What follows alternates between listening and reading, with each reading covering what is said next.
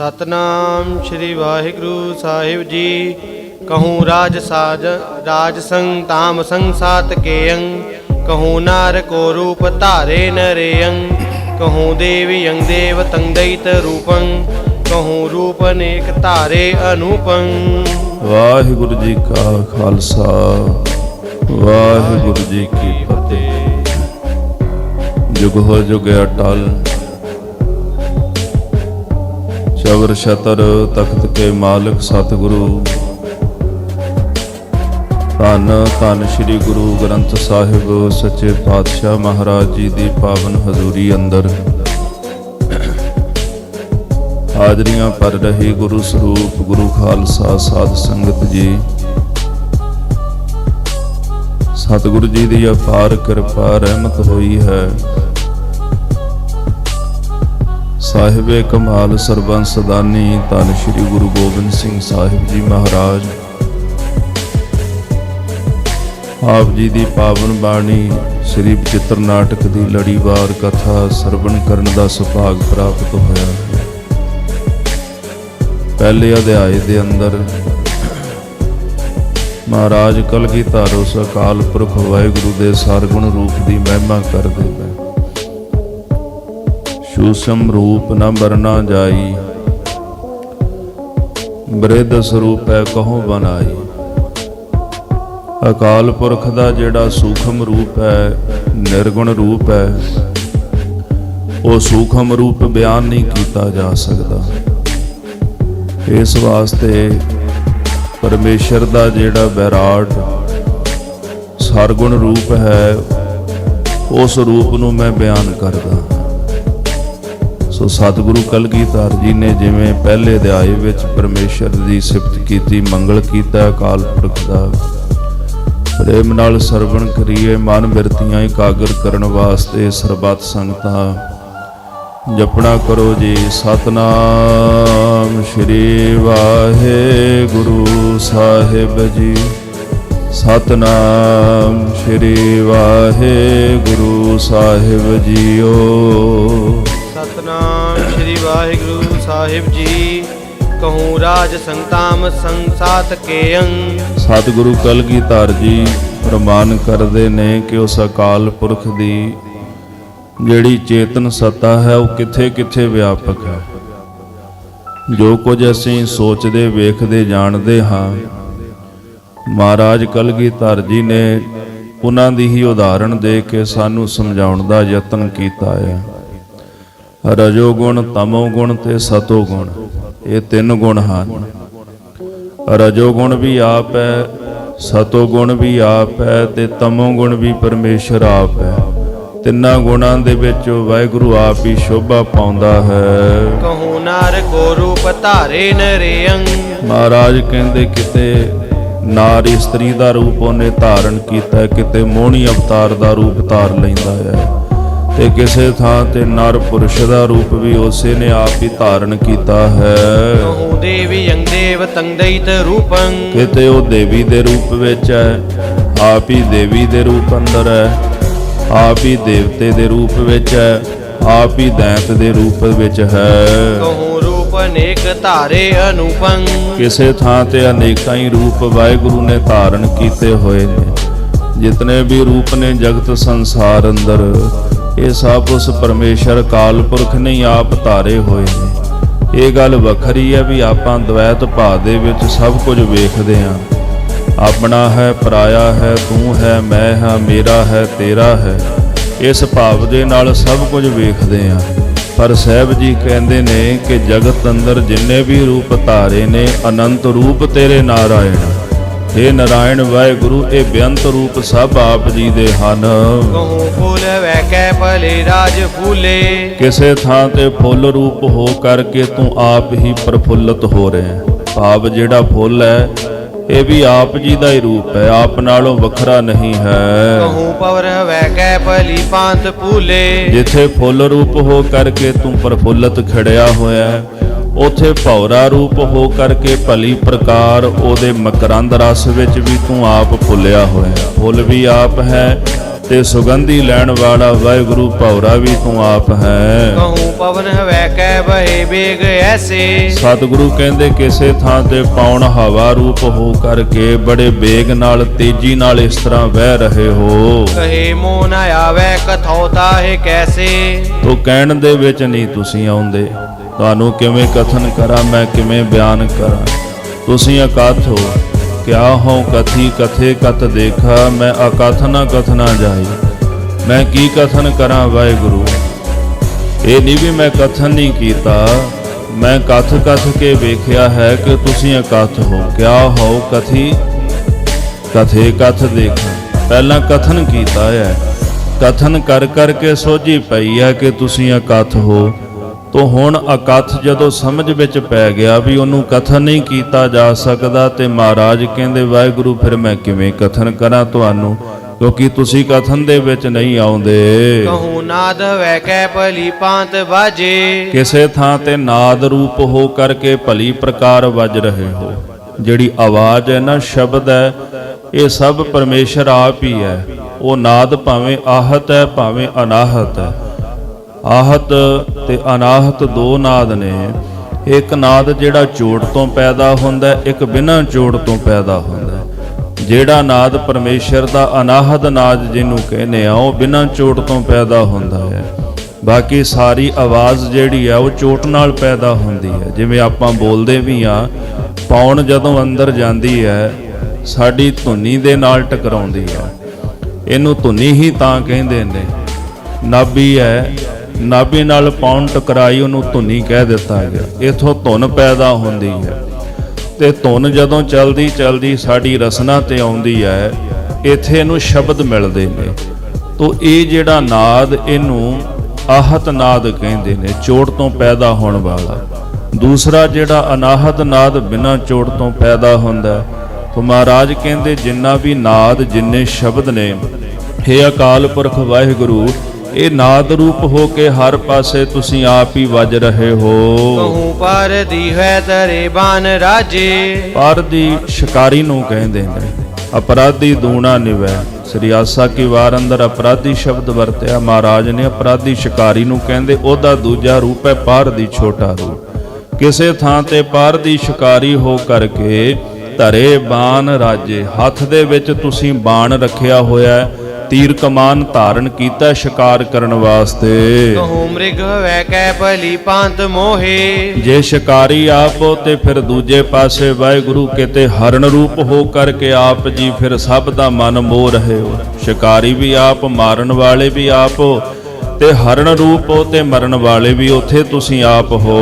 कहूँ काम की जो तरे रूप सोहे। ਕਿਸੇ ਥਾਂ ਤੇ ਕਾਮ ਕੀ, ਕਾਮ ਕੀ ਦਾ ਅਖਰੀ ਅਰਥ ਹੈ ਕਾਮ ਦੀ ਜਿਹੜੀ ਪਤਨੀ ਰਤੀ ਹੈ। ਰਤੀ ਜਿਹੜੀ ਸਭ ਤੋਂ ਜ਼ਿਆਦਾ ਸੁੰਦਰ ਮੰਨੀ ਜਾਂਦੀ ਹੈ।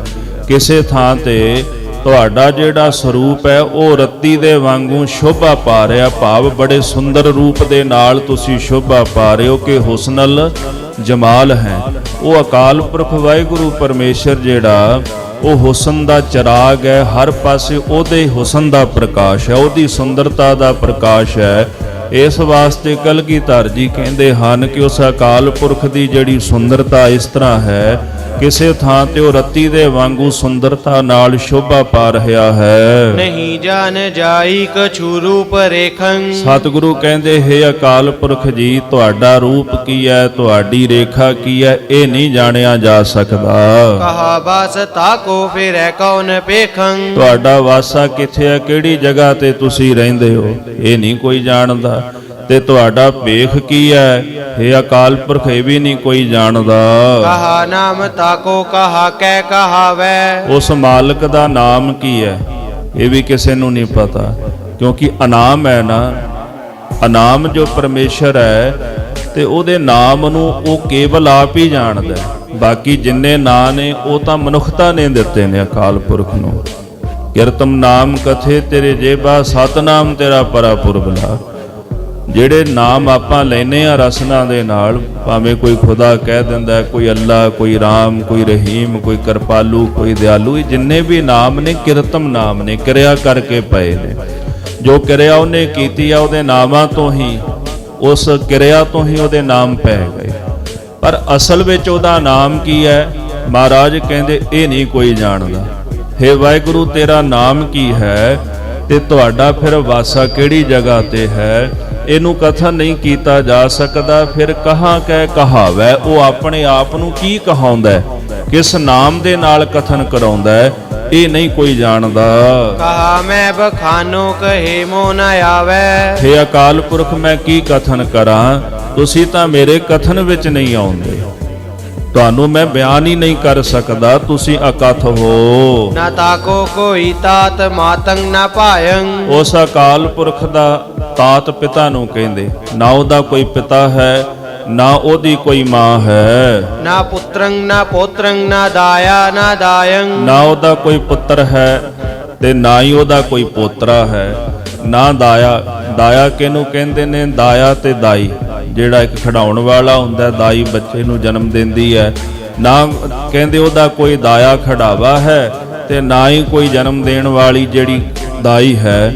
ਤੋ ਇਹਨਾਂ ਤੋਂ ਵੀ ਉਹ ਪਰਮੇਸ਼ਰ ਅਕਾਲ ਪੁਰਖ ਰਹਿਤ ਹੈ। ਨਾ ਨੇਹੰ ਨਾ ਗੇਹੰ ਨਾ ਸੈਨੰ ਨਾ ਸਾਥੰ। ਨਾ ਨੇਹੰ, ਉਹਦਾ ਮੋਹ ਨਹੀਂ ਕਿਸੇ ਨਾਲ ਮੋਹ ਨਹੀਂ ਕਰਦਾ, ਕਿਉਂਕਿ ਜਿਹੜਾ ਮੋਹ ਕਰਦਾ ਤੇ ਉਹ ਈਰਖਾ ਵੀ ਕਰਦਾ ਹੋਏਗਾ ਕਿਸੇ ਨਾਲ, ਇਸ ਵਾਸਤੇ ਉਹ ਮੋਹ ਨਹੀਂ ਕਰਦਾ ਕਿਸੇ ਨਾਲ। ਨਾ ਗੇਹੰ ਨਾਮ ਘਰ ਦਾ, ਉਹਦਾ ਘਰ ਵੀ ਕੋਈ ਨਹੀਂ।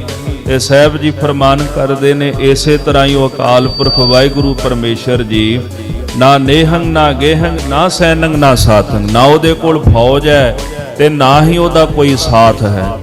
ਜਿਵੇਂ ਇੱਕ ਬਚਨ ਵਿਦਵਾਨ ਸੱਜਣ ਲਿਖਦੇ ਨੇ ਕਿ ਜੈਸੇ ਮੱਕੇ ਦੇ ਵਿੱਚ ਲੋਕ ਜਦੋਂ ਹਜ ਕਰਨ ਜਾਂਦੇ ਨੇ ਨਾ, ਤੇ ਪਹਿਲਾਂ ਮੱਕੇ ਦੇ ਵਿੱਚ ਜਾ ਕੇ ਉਹਦੀ ਪਰਿਕਰਮਾ ਕਰਦੇ ਨੇ। ਫਿਰ ਪਰਿਕਰਮਾ ਕਰਨ ਤੋਂ ਬਾਅਦ ਕਰੀਬਨ 7ਵੇਂ ਕੁ ਦਿਨ ਜਾ ਕੇ ਉੱਥੇ ਸ਼ੈਤਾਨ ਦਾ ਬੁੱਤ ਹੈ, ਉਹਨੂੰ ਜਾ ਕਰਕੇ ਫਿਰ ਉਹ ਪੱਥਰ ਮਾਰਦੇ ਨੇ। 2 ਵਾਰੀ ਉਹ ਕਿਰਿਆ ਨਿਭਾਉਂਦੇ ਨੇ। 13-14 ਦਿਨ ਹਾਜੀ ਹਜ ਕਰਨ ਵਾਸਤੇ ਜਦੋਂ ਜਾਂਦੇ ਨੇ ਉੱਥੇ ਰਹਿੰਦੇ ਨੇ। ਅਲੱਗ-ਅਲੱਗ ਪਹਾੜੀਆਂ ਨੇ, ਉੱਥੇ ਜਾ ਕੇ ਨਮਾਜ਼ ਪੜ੍ਹਦੇ ਨੇ। ਫਿਰ ਇਸੇ ਤਰ੍ਹਾਂ 10ਵਾਂ ਦਿਨ ਜਿਹੜਾ ਹੁੰਦਾ ਉਹ ਕੁਰਬਾਨੀ ਵੀ ਦਿੰਦੇ ਨੇ, ਦੂੰਬੇ ਬੱਕਰੇ ਆਦਿਕ ਗਾਵਾਂ ਆਦਿਕ ਵੀ ਮਾਰਦੇ ਨੇ। ਤੋ ਸਾਧ ਸੰਗਤ ਜੀ, ਉੱਥੇ ਸ਼ੈਤਾਨ ਜਿਹੜਾ ਹੈ ਉਹਨੂੰ ਪੱਥਰ ਮਾਰਦੇ ਨੇ। ਇੱਕ ਪਾਸੇ ਖੁਦਾ ਦਾ ਘਰ ਹੈ, ਦੂਜੇ ਪਾਸੇ ਸ਼ੈਤਾਨ ਹੈ। ਤੋ ਹੁਣ ਇਹਦਾ ਭਾਵ ਕਿ ਉਹ ਰੱਬ ਦੇ ਨਾਲ ਇੱਕ ਇਦਾਂ ਦੀ ਹਸਤੀ ਮੰਨੀ ਬੈਠੇ ਨੇ ਵੀ ਕੋਈ ਇਦਾਂ ਦੀ ਹਸਤੀ ਵੀ ਹੈ ਜਿਹੜੀ ਰੱਬ ਦੇ ਬਰਾਬਰ ਹੈ, ਰੱਬ ਦੇ ਤੋਲ ਹੈ, ਵੀ ਇੱਕ ਰੱਬ ਹੈ ਇੱਕ ਸ਼ੈਤਾਨ ਹੈ। ਪਰ ਗੁਰਮਤਿ ਇਸ ਚੀਜ਼ ਨਾਲ ਕਦੇ ਸਹਿਮਤ ਨਹੀਂ ਹੁੰਦੀ। ਭਾਵੇਂ ਸ਼ੈਤਾਨ ਲੱਖ ਦੁਨੀਆ ਵਿੱਚ ਹੋਵਣ, ਪਰ ਰੱਬ ਦਾ ਸ਼ਰੀਕ ਕੋਈ ਨਹੀਂ, ਕਿਉਂਕਿ ਤੇਰਾ ਸ਼ਰੀਕ ਕੋ ਨਹੀਂ, ਨਾ ਕੋ ਕੰਟਕ ਵੈਰਾਈ। ਵਾਹਿਗੁਰੂ ਤੇਰਾ ਕੋਈ ਸ਼ਰੀਕ ਹੀ ਨਹੀਂ, ਨਾ ਕੋਈ ਤੇਰਾ ਦੁਖਦਾਈ ਵੈਰੀ ਹੈ। ਉਂਝ ਭਾਵੇਂ ਲੱਖ ਉਹਦੇ ਨਾਲ ਵੈਰ ਕਮਾਈ ਜਾਣ ਲੋਕ, ਪਰ ਰੱਬ ਨਾਲ ਮਨੁੱਖ ਕੀ ਵੈਰ ਕਮਾ ਸਕਦਾ ਹੈ? ਮਨੁੱਖ ਦੀ ਕੀ ਹੈਸੀਅਤ ਹੈ ਕਿ ਉਹ ਪਰਮੇਸ਼ਰ ਨਾਲ ਵੈਰ ਕਰ ਸਕੇ? ਇਸ ਕਰਕੇ ਮਹਾਰਾਜ ਨੇ ਪਰਮੇਸ਼ਰ ਨੂੰ ਨਿਰਭਉ ਤੇ ਨਿਰਵੈਰ ਆਖਿਆ। ਉਹਦੀ ਹਸਤੀ ਨਿਰਭਉ ਤੇ ਨਿਰਵੈਰ ਹੈ, ਉਹਦਾ ਸ਼ਰੀਕ ਵੀ ਕੋਈ ਨਹੀਂ, ਦੁਖਦਾਈ ਵੈਰੀ ਵੀ ਕੋਈ ਨਹੀਂ। ਅਕਾਲ ਪੁਰਖ ਵਾਹਿਗੁਰੂ ਪਰਮੇਸ਼ਰ ਦਾ ਇਹਨਾਂ ਤੋਂ ਰਹਿਤ ਹੈ, ਨਿਰੰਕਾਰ। ਇਸ ਵਾਸਤੇ ਮਹਾਰਾਜ ਕਹਿੰਦੇ ਵੀ ਉਹਦਾ ਸਾਥੀ ਵੀ ਕੋਈ ਨਹੀਂ ਅਕਾਲ ਪੁਰਖ, ਉਹ ਕੇਵਲ ਇੱਕ ਆਪ ਹੀ ਹੈ। ਮਹਾਰਾਜ ਰਾਜੰ ਮਹਾਨਾਥ ਨਾਥੰ। ਰਾਜਿਆਂ ਦਾ ਉਹ ਮਹਾਰਾਜਾ ਹੈ, ਰਾਜਨ ਕੇ ਰਾਜਾ ਮਹਾਰਾਜਨ ਕੇ ਮਹਾਰਾਜਾ। ਐਸੋ ਰਾਜ ਛੋੜੇ ਔਰ ਦੂਜਾ ਕੌਣ ਧਿਆਈ ਹੈ। ਇਹ ਵੀ ਬਚਨ ਕਲਗੀਧਰ ਜੀ ਦੇ ਨੇ। ਵਾਹਿਗੁਰੂ ਤੂੰ ਰਾਜਿਆਂ ਦਾ ਰਾਜਾ ਹੈ, ਮਹਾਰਾਜਿਆਂ ਦਾ ਤੂੰ ਮਹਾਰਾਜਾ ਹੈ। ਇਸੇ ਤਰ੍ਹਾਂ ਮਹਾਨਾਥ ਨਾਥੰ, 9 ਨਾਥ ਮੰਨੇ ਗਏ ਨੇ ਯੋਗੀਆਂ ਦੇ ਅੰਦਰ, ਉਹਨਾਂ ਦੇ ਫਿਰਕੇ ਦੇ ਵਿੱਚੋਂ। ਤੇ 9 ਨਾਥਾਂ ਦੇ ਵਿੱਚੋਂ ਤੂੰ ਸਭ ਤੋਂ ਵੱਡਾ ਨਾਥ ਹੈ, ਆਪ ਨਾਥ ਨਾਥੀ ਸਭ ਜਾ ਕੀ। ਵਾਹਿਗੁਰੂ ਤੂੰ ਇਹੋ ਜਿਹਾ ਸਾਰਿਆਂ ਦਾ ਨਾਥ ਮਾਲਕ ਹੈ, ਜਿਹਨੇ ਸਾਰੀ ਸ੍ਰਿਸ਼ਟੀ ਨੂੰ ਨੱਥ ਲਿਆ ਆਪਣੇ ਹੁਕਮ ਦੇ ਨਾਲ। ਪਰਮੰ ਪੁਰਾਣੰ ਪਵਿੱਤਰੰ ਪਰੇਯੰ। ਪਰਮੰ ਤੂੰ ਵੱਡਾ ਹੈ, ਪੁਰਾਣੰ ਸਭ ਤੋਂ ਪੁਰਾਣਾ ਹੈ, ਪਵਿੱਤਰ ਹੈ ਤੇ ਪਰੇ ਤੋਂ ਪਰੇ ਹੈ। ਅਨਾਦੰ ਅਨੀਲੰ ਅਸੰਭੰ ਅਜੇਯੰ। ਇਸੇ ਤਰ੍ਹਾਂ ਸਾਹਿਬ ਕਹਿੰਦੇ ਅਨਾਦੰ ਆਦ ਤੋਂ ਰਹਿਤ ਹੈ, ਅਨਾਦੰ ਦਾ ਭਾਵ ਅਨੀਲੰ ਗਿਣਤੀ ਤੋਂ ਰਹਿਤ ਹੈ, ਅਸੰਭੰ ਜਨਮ ਤੋਂ ਰਹਿਤ ਹੈ, ਅਜੇਯੰ ਜਿੱਤਣ ਤੋਂ ਰਹਿਤ ਹੈ। ਅਪੇਦੰ ਅਛੇਦੰ ਪਵਿੱਤਰੰ ਪ੍ਰਮਾਥੰ। ਅਪੇਦੰ ਉਹਦਾ ਭੇਦ ਨਹੀਂ ਕੋਈ ਪਾ ਸਕਦਾ। ਅੱਜ ਤਾਈਂ ਜਗਤ ਅੰਦਰ ਕਿਸੇ ਨੇ ਉਹਦਾ ਭੇਦ ਪਾਇਆ ਵਾਹਿਗੁਰੂ ਦਾ? ਮਹਾਰਾਜ ਆਪ ਕਹਿੰਦੇ ਨੇ ਅਗਮ ਗੋਚਰਾ ਤੇਰਾ ਅੰਤ ਨਾ ਪਾਇਆ, ਅੰਤੋਂ ਨਾ ਪਾਇਆ ਕਿਨੈ ਤੇਰਾ, ਆਪਣਾ ਆਪ ਤੂੰ ਜਾਣਹਿ। ਹੇ ਅਗਮ ਗੋਚਰ ਵਾਹਿਗੁਰੂ ਤੁਹਾਡਾ ਦਿੱਤਾ ਹੈ ਤੇ ਆਪਣਾ ਆਪ ਤੁਸੀਂ ਆਪ ਹੀ ਜਾਣਦੇ ਹੋ, ਭੇਦ ਤੋਂ ਰਹਿਤ ਹੋ। ਫਿਰ ਮਹਾਰਾਜ ਕਹਿੰਦੇ ਤਰਹੁ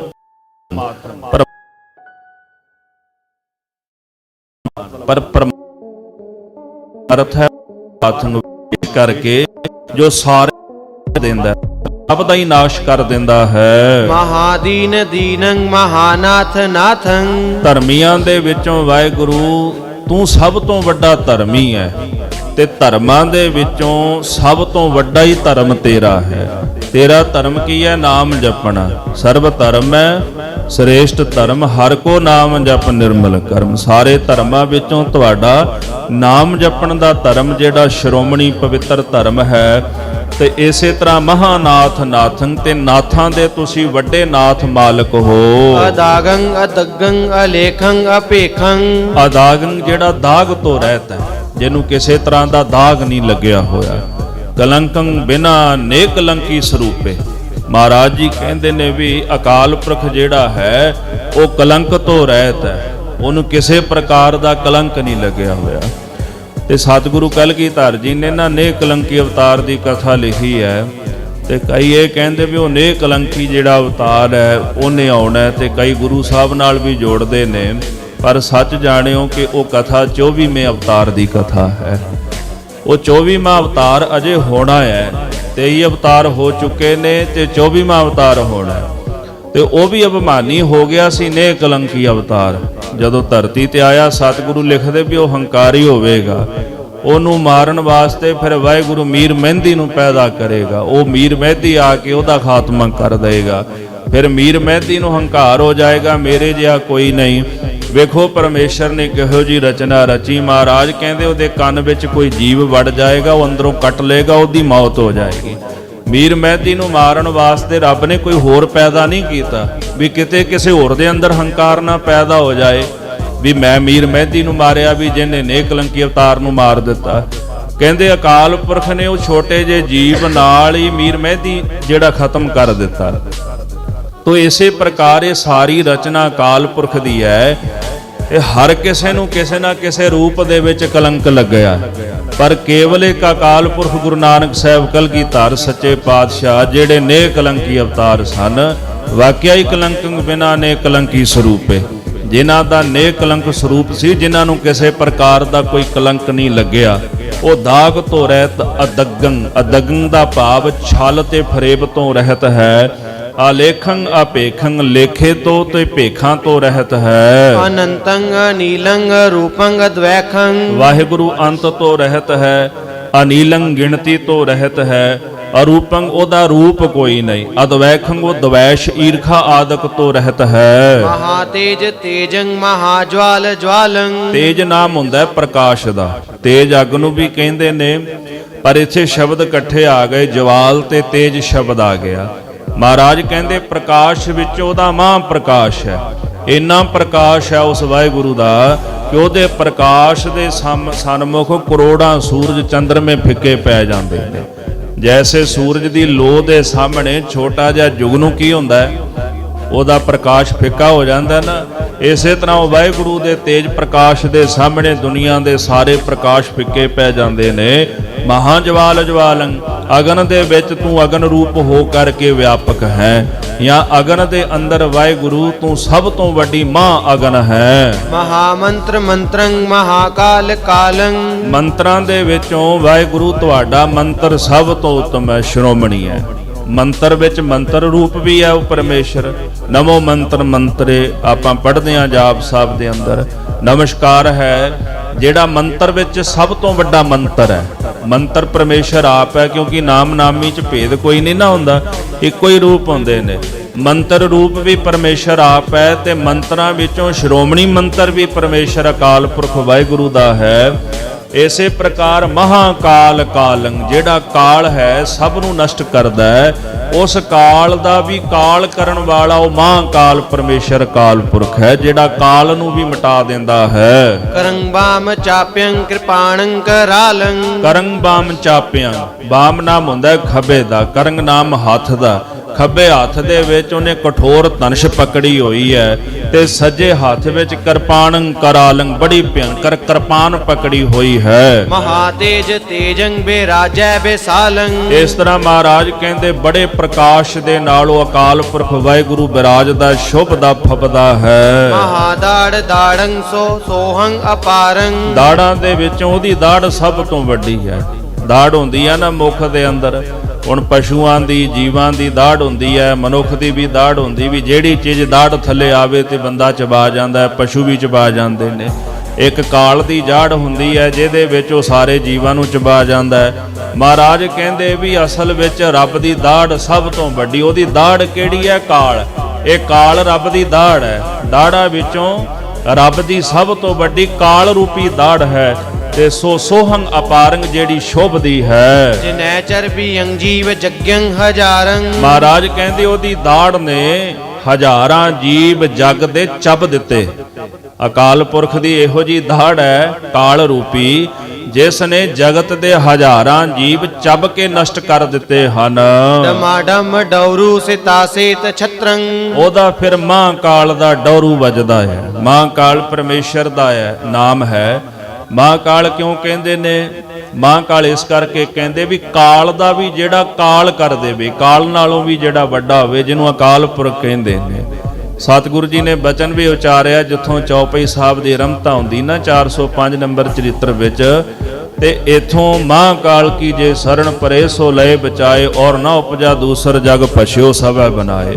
ਇਥੋਂ ਰਮਤਾ ਕਰਦੇ ਦਸਵੇਂ ਪਾਤਸ਼ਾਹ। ਤੇ ਅੱਗੋਂ ਬੇਨਤੀ ਦੇ ਰੂਪ ਵਿੱਚ ਆਪਾਂ ਪੜ੍ਹਦੇ ਹਾਂ, ਕਬੀਓ ਬਾਚ ਬੇਨਤੀ ਚੌਪਈ ਹਮਰੀ ਕਰੋ ਹਾਥ ਦਾ ਰੱਛਾ। ਪਰ ਇਹਦਾ ਮੁੱਢ ਜਿਹੜਾ ਵੱਜਦਾ ਹੈ ਨਾ, ਉਹ ਮਹਾਂਕਾਲ ਕੀ ਜੇ ਸ਼ਰਨ ਪਏ ਸੋ ਲਏ ਬਚਾਏ। ਜਿਹੜਾ ਉਸ ਅਕਾਲ ਪੁਰਖ ਦੀ ਸ਼ਰਨ ਪੈ ਜਾਂਦਾ ਹੈ, ਉਹਨੂੰ ਵਾਹਿਗੁਰੂ ਅਕਾਲ ਪੁਰਖ ਬਚਾ ਲੈਂਦਾ ਹੈ। ਉਸ ਮਾਲਕ ਵਰਗਾ ਕੋਈ ਹੋਰ ਪੈਦਾ ਨਹੀਂ ਹੋਇਆ। ਜਗ ਪਛਿਓ ਸਭੈ ਬਨਾਏ, ਜਿਹਨੇ ਜਗ ਨੂੰ ਬਣਾਇਆ ਤੇ ਖਾ ਵੀ ਗਿਆ, ਭਾਵ ਮਟਾ ਵੀ ਦਿੱਤਾ ਹੈ। ਉਹ ਜੋ ਮਹਾਂਕਾਲ ਜਦੋਂ ਮੈਦਾਨੇ ਜੰਗ ਵਿੱਚ ਜੂਝਦਾ ਹੈ, ਡਮਾਡਮ ਡੌਰੂ, ਉਹਦਾ ਜਿਹੜਾ ਡੌਰੂ ਹੈ ਮਹਾਰਾਜ ਕਹਿੰਦੇ ਉਹ ਡਮਾਡਮ ਭਿਅੰਕਰ ਆਵਾਜ਼ ਵਿੱਚ ਵੱਜਦਾ ਹੈ। ਸਿਤਾ ਸੇਤ ਛਤਰੰਗ, ਉਹਦੇ ਸੀਸ ਦੇ ਉੱਪਰ ਚਿੱਟੇ ਰੰਗ ਦਾ ਛਤਰ ਸ਼ੋਭਾ ਪਾਉਂਦਾ। ਔਰ ਇੱਕ ਬੜੀ ਬਾ ਕਮਾਲ ਦੀ ਗੱਲ ਹੈ, ਜਿੱਥੇ ਅਕਾਲ ਪੁਰਖ ਦੀ ਮਹਿਮਾ ਮਹਾਰਾਜ ਕਰਦੇ ਨੇ ਨਾ, ਸਤਿਗੁਰੂ ਕਹਿੰਦੇ ਉਸ ਅਕਾਲ ਪੁਰਖ ਦੇ ਸੀਸ ਤੇ ਚਿੱਟੇ ਰੰਗ ਦਾ ਛਤਰ ਸ਼ੋਭਦਾ। ਕਿਉਂ? ਕਿਉਂਕਿ ਚਿੱਟੇ ਰੰਗ ਦਾ ਛਤਰ ਧਰਮ ਦਾ ਛਤਰ ਹੈ। ਕਾਲੇ ਰੰਗ ਦਾ ਛਤਰ ਜਿਹੜਾ ਉਹ ਪਾਪ ਦਾ ਛਤਰ ਹੈ। ਦਸਮ ਦੇ ਵਿੱਚ ਅੱਗੇ ਜਾ ਕੇ ਨਾ ਸਤਿਗੁਰੂ ਕਲਗੀਧਰ ਜੀ ਇਹਨਾਂ ਦਾ ਜ਼ਿਕਰ ਵੀ ਕਰਦੇ ਨੇ। ਇਹਦਾ ਜ਼ਿਕਰ ਸਤਿਗੁਰਾਂ ਨੇ ਸਰਬਲੋ ਬਾਣੀ ਵਿੱਚ ਵੀ ਕੀਤਾ ਹੈ ਵੀ ਜਿਹੜਾ ਪਾਪ ਹੈ, ਪਾਪ ਦਾ ਛਤਰ ਕਾਲੇ ਰੰਗ ਦਾ ਹੁੰਦਾ ਹੈ ਤੇ ਜਿਹੜਾ ਧਰਮ ਦਾ ਛਤਰ ਹੈ ਉਹ ਚਿੱਟੇ ਰੰਗ ਦਾ ਹੁੰਦਾ ਹੈ। ਇਸ ਵਾਸਤੇ ਅਕਾਲ ਪੁਰਖ ਦੇ ਸੀਸ ਦੇ ਉੱਪਰ ਚਿੱਟੇ ਰੰਗ ਦਾ ਜਿਹੜਾ ਛਤਰ ਸ਼ੋਭਾ ਪਾਉਂਦਾ ਹੈ। ਹਾਹੂ ਹਾਸੰ ਚਮਾਚਮ ਅਤਰੰ। ਇਸੇ ਪ੍ਰਕਾਰ ਜਦੋਂ ਹੱਸਦਾ ਜੰਗ ਦੇ ਮੈਦਾਨ ਦੇ ਅੰਦਰ, ਬੜੀ ਉੱਚੀ ਆਵਾਜ਼ ਦੇ ਵਿੱਚ ਹੱਸਦਾ ਹੈ। ਚਮਾਚਮ ਅਤਰੰਗ, ਅਤਰੰਗ ਨਾਮ ਹੁੰਦਾ ਅਸਤਰਾਂ ਦਾ, ਜਿਹੜੇ ਛੱਡ ਕੇ ਚਲਾਏ ਜਾਣ, ਉਹਦੇ ਜਿਹੜੇ ਅਸਤਰ ਹਨ ਉਹ ਚਮਕਦੇ ਹਨ। ਮਹਾਕੋਰ ਸ਼ਬਦੰ ਵਜੇ ਸੰਖ ਐਸੰ। ਸਾਧ ਸੰਗਤ ਜੀ ਜਦੋਂ ਕਹਿੰਦੇ ਸੰਖ ਵੱਜਦੇ ਨੇ ਮੈਦਾਨੇ ਜੰਗ ਅੰਦਰ, ਤੇ ਬੜਾ ਭਿਅੰਕਰ ਨਾਦ ਸ਼ਬਦ ਉਹਦੇ ਵਿੱਚੋਂ ਪੈਦਾ ਹੁੰਦਾ ਹੈ। ਪ੍ਰਲੈ ਕਾਲ ਕੇ ਕਾਲ ਕੀ ਜਵਾਲ ਜੈਸੰ। ਸਤਿਗੁਰੂ ਕਹਿੰਦੇ ਜਿਵੇਂ ਪਰਲੇ ਕਾਲ ਦਾ ਸਮਾਂ ਹੁੰਦਾ ਨਾ, ਪਰਲੇ ਕਾਲ ਦੇ ਸਮੇਂ ਜਿਵੇਂ ਮ੍ਰਿਤੂ ਦੀ ਜਵਾਲਾ ਭੜਕ ਉੱਠਦੀ ਹੈ, ਇਸੇ ਤਰ੍ਹਾਂ ਮਹਾਰਾਜ ਕਹਿੰਦੇ ਜਦੋਂ ਮਹਾਂਕਾਲ ਸੰਖ ਵਜਾਉਂਦੇ ਨੇ ਮੈਦਾਨੇ ਜੰਗ ਅੰਦਰ, ਤੇ ਬੜਾ ਭਿਅੰਕਰ ਨਾਦ ਜਿਹੜਾ ਉਹ ਪੈਦਾ ਹੁੰਦਾ ਹੈ। ਰਸਾਵਲ ਛੰਦ ਕਣੰ ਕੰਟ ਬਾਜੰ ਤੁਣੰ ਮੇਘ ਲਾਜੰ। ਇਸੇ ਤਰ੍ਹਾਂ ਭਿਅੰਕਰ ਘੰਟੇ ਉੱਥੇ ਵੱਜਦੇ ਨੇ। ਕਿਸ ਤਰ੍ਹਾਂ ਵੱਜਦੇ ਨੇ? ਜਿਵੇਂ ਮਹਾਰਾਜ ਕਹਿੰਦੇ ਆਕਾਸ਼ ਦੇ ਵਿੱਚ ਬੱਦਲ ਗਰਜਦੇ ਨੇ। ਇਦਾਂ ਉਥੇ ਮੈਦਾਨੇ ਜੰਗ ਅੰਦਰ ਘੰਟੇ ਸੰਖਾਦਕ ਵੱਜਦੇ, ਧੁਣੰਗ ਮੇਘ ਲਾਜੰ, ਜਿਨ੍ਹਾਂ ਦੀ ਆਵਾਜ਼ ਸੁਣ ਕੇ ਬੱਦਲ ਵੀ ਸ਼ਰਮਿੰਦੇ ਹੋ ਜਾਂਦੇ ਹਨ। ਭਇਓ ਸਦ ਏਵੰ ਹੜਿਓ ਨੀਰ ਤੇਵੰ। ਇਹੋ ਜਿਹਾ ਨਾਦ ਉਥੇ ਪੈਦਾ ਹੋਇਆ ਜੰਗ ਦੇ ਮੈਦਾਨ ਅੰਦਰ। ਸਤਿਗੁਰੂ ਕਹਿੰਦੇ ਇਸ ਤਰ੍ਹਾਂ ਜਾਣੋ ਕਿ ਜਿਵੇਂ ਸਮੁੰਦਰ ਦੇ ਪਾਣੀ ਦਾ ਹੜ ਆ ਗਿਆ ਹੋਵੇ। ਕੁਰੰ ਕੁੰਗਰੇਯੰ ਤੁਣੰ ਨੇਵਰੇਯੰ। ਕਿਸੇ ਪਾਸੇ ਘੁੰਗਰੂ ਦੀ ਆਵਾਜ਼ ਤੇ ਕਿਸੇ ਪਾਸੇ ਜਿਹੜੇ ਨੂਪਰ ਹੁੰਦੇ, ਝਾਂਜਰਾਂ ਹੁੰਦੀਆਂ, ਉਹਦੀ ਆਵਾਜ਼ ਆਉਂਦੀ ਹੈ। ਮਹਾਨਾਦ ਨਾਦੰ ਸੁਰੰ ਨਿਰਵਿਖਾਦੰ। ਉਸ ਮਹਾਕਾਲ ਦੇ ਨਾਦ ਦਾ ਜਿਹੜਾ ਮਹਾਨਾਦ ਪੈਦਾ ਹੁੰਦਾ ਹੈ। ਆਹਤ ਨਾਦ, ਅਨਾਹਤ ਨਾਦ। ਜਿਹੜਾ ਅਨਾਹਤ ਨਾਦ ਉਹ ਮਹਾਕਾਲ ਦਾ ਨਾਦ ਹੈ। ਜਦੋਂ ਨਾਦ ਪੈਦਾ ਹੁੰਦਾ, ਸੁਰੰਗ ਨਿਰਵਿਖਾਦੰ, ਉਹਦੀ ਜਿਹੜੀ ਸੁਰ ਹੈ, ਸਵਰ ਆਵਾਜ਼ ਹੈ, ਸਤਿਗੁਰੂ ਕਹਿੰਦੇ ਉਹ ਮਨੁੱਖ ਨੂੰ ਕਲੇਸ਼ ਤੋਂ ਰਹਿਤ ਕਰ ਦਿੰਦੀ ਹੈ। ਅਕਾਲ ਪੁਰਖ ਦੀ ਆਵਾਜ਼ ਕਿਹੜੀ? ਸ਼ਬਦ ਦੀ ਆਵਾਜ਼, ਉਹਦੇ ਨਾਮ ਦੀ ਆਵਾਜ਼, ਉਹਦੀ ਬੰਦਗੀ ਦੀ ਆਵਾਜ਼, ਉਹਦੀ ਭਗਤੀ ਦੀ ਆਵਾਜ਼ ਜਿਹੜੀ ਹੈ, ਉਹ ਮਨੁੱਖ ਨੂੰ ਨਿਰਵਿਖਾਦੰ, ਕਲੇਸ਼ ਤੋਂ ਰਹਿਤ ਕਰ ਦਿੰਦੀ, ਮੁਕਤ ਕਰ ਦਿੰਦੀ ਹੈ। ਰੰਗਮਾਲ ਰਾਜੰ ਲਖੇ ਰੁਦਰ ਲਾਜੰ। ਸੀਸ ਦੇ ਉੱਪਰ ਉਹਦੇ ਸੋਹਣੀ ਮਾਲਾ ਸ਼ਿਸ਼ੋਭਤ ਹੈ, ਜਿਹਨੂੰ ਵੇਖ ਕਰਕੇ ਸ਼ਿਵ ਜੀ ਰੁਦਰ ਵਰਗੇ ਵੀ ਸ਼ਰਮਿੰਦੇ ਹੋ ਜਾਂਦੇ ਹਨ। ਵਿਚਾਰ ਚਿਤਰੰ ਪਰਮੰ ਪਵਿੱਤਰੰ। ਉਸ ਅਕਾਲ ਪੁਰਖ ਦਾ ਜਿਹੜਾ ਚਿੱਤਰ ਹੈ ਬੜਾ ਸੋਹਣਾ ਸੁਭਾਏਮਾਨ ਹੈ, ਪਰਮੰ ਪਵਿੱਤਰੰ, ਜਿਹੜਾ ਵੱਡਾ ਪਵਿੱਤਰ ਹੈ। ਮਹਾਗਰਜ ਗਰਜੰ ਸੁਣੇ ਦੂਤ ਲਰਜੰ। ਉਹਦੀ ਗਰਜ ਜਿਹੜੀ ਹੈ ਨਾ ਨਾਮ ਦੀ, ਮਹਾਰਾਜ ਕਹਿੰਦੇ ਉਹ ਬੜੀ ਭਿਅੰਕਰ ਹੈ। ਉਹ ਜਦੋਂ ਗਰਜਦਾ ਹੈ ਉੱਚੀ ਆਵਾਜ਼ ਵਿੱਚ, ਸੁਣੇ ਦੂਤ ਲਰਜੰ, ਉਹਦੀ ਆਵਾਜ਼ ਸੁਣ ਕੇ ਨਾ ਨਾਮ ਦੀ ਤੇ ਜਮਦੂਤ ਵੀ ਜਿਹੜੇ ਕੰਬਣ ਲੱਗ ਜਾਂਦੇ ਨੇ। ਧਰਮਰਾਜ ਵੀ ਥਰ ਥਰ ਕੰਬਣ ਲੱਗ ਪੈਂਦਾ ਹੈ ਜਦੋਂ ਉਹਦੇ ਨਾਮ ਦੀ ਗਰਜ ਪੈਦਾ ਹੁੰਦੀ ਹੈ। ਸਰਵੰ ਸ਼੍ਰੋਣ ਸੋਹੰ ਮਹਾਮਾਨ ਮੋਹੰ। ਇਸੇ ਪ੍ਰਕਾਰ ਗਲ ਵਿੱਚ ਨਰ ਮੁੰਡ ਧਾਰਨ ਕੀਤੇ ਹੋਏ ਨੇ, ਜਿਨ੍ਹਾਂ ਵਿੱਚੋਂ ਲਹੂ ਚੋਂਦਾ ਹੈ। ਮਹਾਮਾਨ ਮੋਹੰ, ਜਿਹੜੇ ਹੰਕਾਰੀ ਨੇ, ਮਾਣੀ ਲੋਕ ਹਨ, ਉਹਨਾਂ ਦਾ ਮਾਣ ਵੀ ਕਹਿੰਦੇ ਅੰਦਰੋਂ ਮੋਹਿਆ ਜਾਂਦਾ ਉਹਨੂੰ ਵੇਖ ਕਰਕੇ। ਜੰਗ ਪ੍ਰਿਆਤ ਛੰਦ ਸਿਰਜੇ ਸੇਤ ਜੰਗਜੇਰ ਜੰਗ ਉਤਪੁਜੇਵੰ। ਸਤਿਗੁਰੂ ਫਿਰ ਮਹਿਮਾ ਕਰਦੇ ਅਕਾਲ ਪੁਰਖ ਦੀ। ਉਸ ਅਕਾਲ ਪੁਰਖ ਨੇ ਸੇਤਜ, ਪਸੀਨੇ ਤੋਂ ਪੈਦਾ ਹੋਣ ਵਾਲੇ, ਇਸੇ ਤਰ੍ਹਾਂ ਜੇਰ ਵਿੱਚੋਂ ਪੈਦਾ ਹੋਣ ਵਾਲੇ, ਜਿਵੇਂ ਪਸ਼ੂ ਮਨੁੱਖ ਪੈਦਾ ਹੁੰਦੇ ਨੇ, ਉਤਪੁਜੇਵੰ, ਧਰਤੀ ਵਿੱਚੋਂ ਪੈਦਾ ਹੋਣ ਵਾਲੀ। ਵੇਖੋ 18 ਭਾਰ ਬਨਸਪਤੀ ਹੈ, ਆਪਾਂ ਅੰਨ ਛਕਦੇ ਆ। ਬਹੁਤ ਸਾਰੇ ਜੀਵ ਇਦਾਂ ਦੇ ਨੇ ਜਿਹੜੇ ਮਿੱਟੀ ਵਿੱਚੋਂ ਪੈਦਾ ਹੁੰਦੇ ਹਨ। ਰਜੇ ਅੰਡਜੰ ਖੰਡ ਬ੍ਰਹਮੰਡ ਏਵੰ। ਇਸੇ ਤਰ੍ਹਾਂ ਫਿਰ ਅੰਡਜ ਖਾਣੀ ਹੈ, ਅੰਡਜ ਜੇਰਜ ਉਤਪੁਜ, 3 ਖਾਣੀਆਂ। ਇਸੇ ਪ੍ਰਕਾਰ ਸਾਧ ਸੰਗਤ ਜੀ ਅਕਾਲ ਪੁਰਖ ਨੇ ਸੇਤਜ ਚੌਥੀ ਖਾਣੀ ਰਚੀ ਹੈ। ਤੋ ਅੰਡਜ ਉਹ ਖਾਣੀਆਂ ਜਿਹੜੇ ਜੀਵ ਆਂਡਿਆਂ ਵਿੱਚੋਂ ਪੈਦਾ ਹੁੰਦੇ ਨੇ, ਆਂਡਿਆਂ ਵਿੱਚੋਂ ਜਨਮ ਲੈਂਦੇ ਨੇ। ਇਹ 4 ਹੀ ਖਾਣੀਆਂ ਤੇ 4 ਪ੍ਰਕਾਰ ਤਰ੍ਹਾਂ ਜੀਵ ਜਗਤ ਵਿੱਚ ਪੈਦਾ ਹੁੰਦੇ ਨੇ। ਇਸ ਤਰ੍ਹਾਂ ਉਸ ਅਕਾਲ ਪੁਰਖ ਨੇ ਖੰਡ ਤੇ ਬ੍ਰਹਮੰਡ ਦੀ ਰਚਨਾ ਕੀਤੀ ਹੈ। ਸਾਬਿਤ ਸਾਯੰ ਜਮੀ ਆਸਮਾਨੰ। ਉਸ ਅਕਾਲ ਪੁਰਖ ਨੇ ਦਿਸ਼ਾ ਬਣਾ ਦਿੱਤੀ, ਪੂਰਬ, ਫਿਰ ਉੱਤਰ ਬਣਾਇਆ, ਪੱਛਮ ਬਣਾ ਦਿੱਤਾ, ਦੱਖਣ ਬਣਾ ਦਿੱਤਾ। ਫਿਰ ਇਹਨਾਂ ਦਿਸ਼ਾਵਾਂ ਦੇ ਵਿੱਚ ਕੋਣ ਬਣਾਏ ਉਹਨੇ ਅਕਾਲ ਪੁਰਖ ਨੇ। ਜੇ ਆਪਾਂ ਗਿਣਤੀ ਕਰੀਏ ਤੇ 10 ਬਣਦੇ ਨੇ। ਦਹਿ ਦਿਸ ਸ਼ਬਦ ਆਉਂਦਾ ਨਾ ਗੁਰਬਾਣੀ ਵਿੱਚ ਕਈ ਵਾਰੀ। ਹੁਣ ਦਹਿ ਦਿਸ ਦਾ ਭਾਵ ਹੈ ਵੀ 4 ਤਾਂ ਮੁੱਖ ਦਿਸ਼ਾਵਾਂ ਹੋ ਗਈਆਂ, 4 ਇਹਨਾਂ ਦੇ ਕੋਣ ਹੋ ਗਏ, ਤੇ ਫਿਰ ਹੇਠਾਂ ਪਤਾਲ ਤੇ ਉੱਤਰ ਆਕਾਸ਼ ਹੋ ਗਿਆ। ਇਹ ਗਿਣਤੀ ਦੇ 10 ਹੋ ਗਏ। ਇਹ ਦਿਸ਼ਾ ਤੇ ਵਿਦਿਸ਼ਾ ਜਿਹੜੀ ਉਸ ਅਕਾਲ ਪੁਰਖ ਵਾਹਿਗੁਰੂ ਨੇ ਰਚੀ ਬਣਾਈ ਹੈ। ਜਿਮੀ ਆਸਮਾਨ, ਜ਼ਮੀਨ ਵੀ ਉਸੇ ਨੇ ਬਣਾਈ, ਅਸਮਾਨ ਵੀ ਉਸੇ ਨੇ ਬਣਾਇਆ। ਬਿਨ ਥੰਮਾ ਗਗਨ ਰਹਾਇਆ, ਉਹਨੇ ਬਿਨਾਂ ਥੰਮਾਂ ਤੋਂ ਗਗਨ ਆਕਾਸ਼ ਬਣਾ ਦਿੱਤਾ ਹੈ। ਚਤੁਰਵੇਦ ਕਥਯੰ ਕੁਰਾਣੰ ਪੁਰਾਣੰ। ਜਿਹੜੇ 4 ਵੇਦ ਨੇ ਉਹ ਵੀ ਉਸੇ ਨੇ ਹੀ ਕਥਨ ਕੀਤੇ ਨੇ। ਬ੍ਰਹਮਾ ਤੇ ਇੱਕ ਜਰੀਆ ਸੀ ਵੇਦ ਰਚਣ ਦਾ। ਜਦੋਂ ਉਹਨੇ ਉਸਤਤੀ ਕੀਤੀ ਅਕਾਲ ਪੁਰਖ ਦੀ, ਹੰਕਾਰ ਹੋ ਗਿਆ ਨਾ ਪਹਿਲਾਂ, ਤੇ ਜਾ ਕਰਕੇ ਕਬਲ ਦੀ ਨਾਭ 'ਚ ਡਿੱਗ ਪਿਆ। ਕਈ ਯੁੱਗ ਭਰਮਦਾ ਰਿਹਾ, 36 ਯੁੱਗ ਉਹਦੇ ਵਿੱਚ ਹੀ ਭਟਕਦਾ ਰਿਹਾ। ਉਹ ਕਮਲ ਦੀ ਨਾਭ ਦਾ ਹੀ ਨਹੀਂ ਅੰਤ ਪਿਆ। ਫਿਰ ਜਦੋਂ ਮਾਫੀ ਮੰਗੀ, ਹੰਕਾਰ ਹੋ ਗਿਆ ਸੀ ਉਹਨੂੰ, ਮਾਫੀ ਮੰਗੀ, ਵਾਹਿਗੁਰੂ ਹੁਣ ਸਮਝ ਪਈ ਹੈ। ਉਹਨਾਂ ਆਖਿਆ ਵੀ ਬੰਦਗੀ ਕਰ, ਤੇ ਫਿਰ ਨਾਭ ਕਮਲ ਤੇ ਬ੍ਰਹਮਾ ਉਪਜੇ, ਵੇਦ ਪੜੈ ਮੁਖ ਕੰਠ ਸਵਾਰ।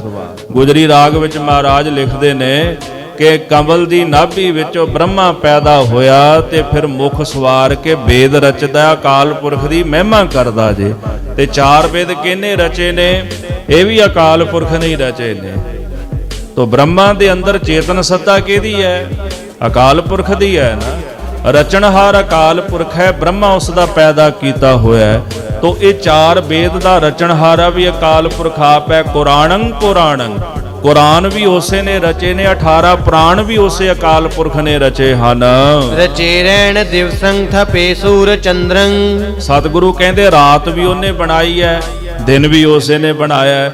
ਥਪੇ ਸੂਰ ਚੰਦਰੰ, ਸੂਰਜ ਵੀ ਉਸੇ ਨੇ ਬਣਾਇਆ ਤੇ ਚੰਦਰਮਾ ਵੀ ਉਸੇ ਨੇ ਬਣਾਇਆ ਹੈ।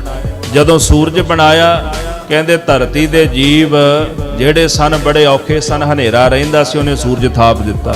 ਇਹਦੀ ਕਥਾ ਵੀ ਮਹਾਰਾਜ ਨੇ 24 ਅਵਤਾਰਾਂ ਦੀ ਕਥਾ ਵਿੱਚ ਲਿਖੀ ਹੈ।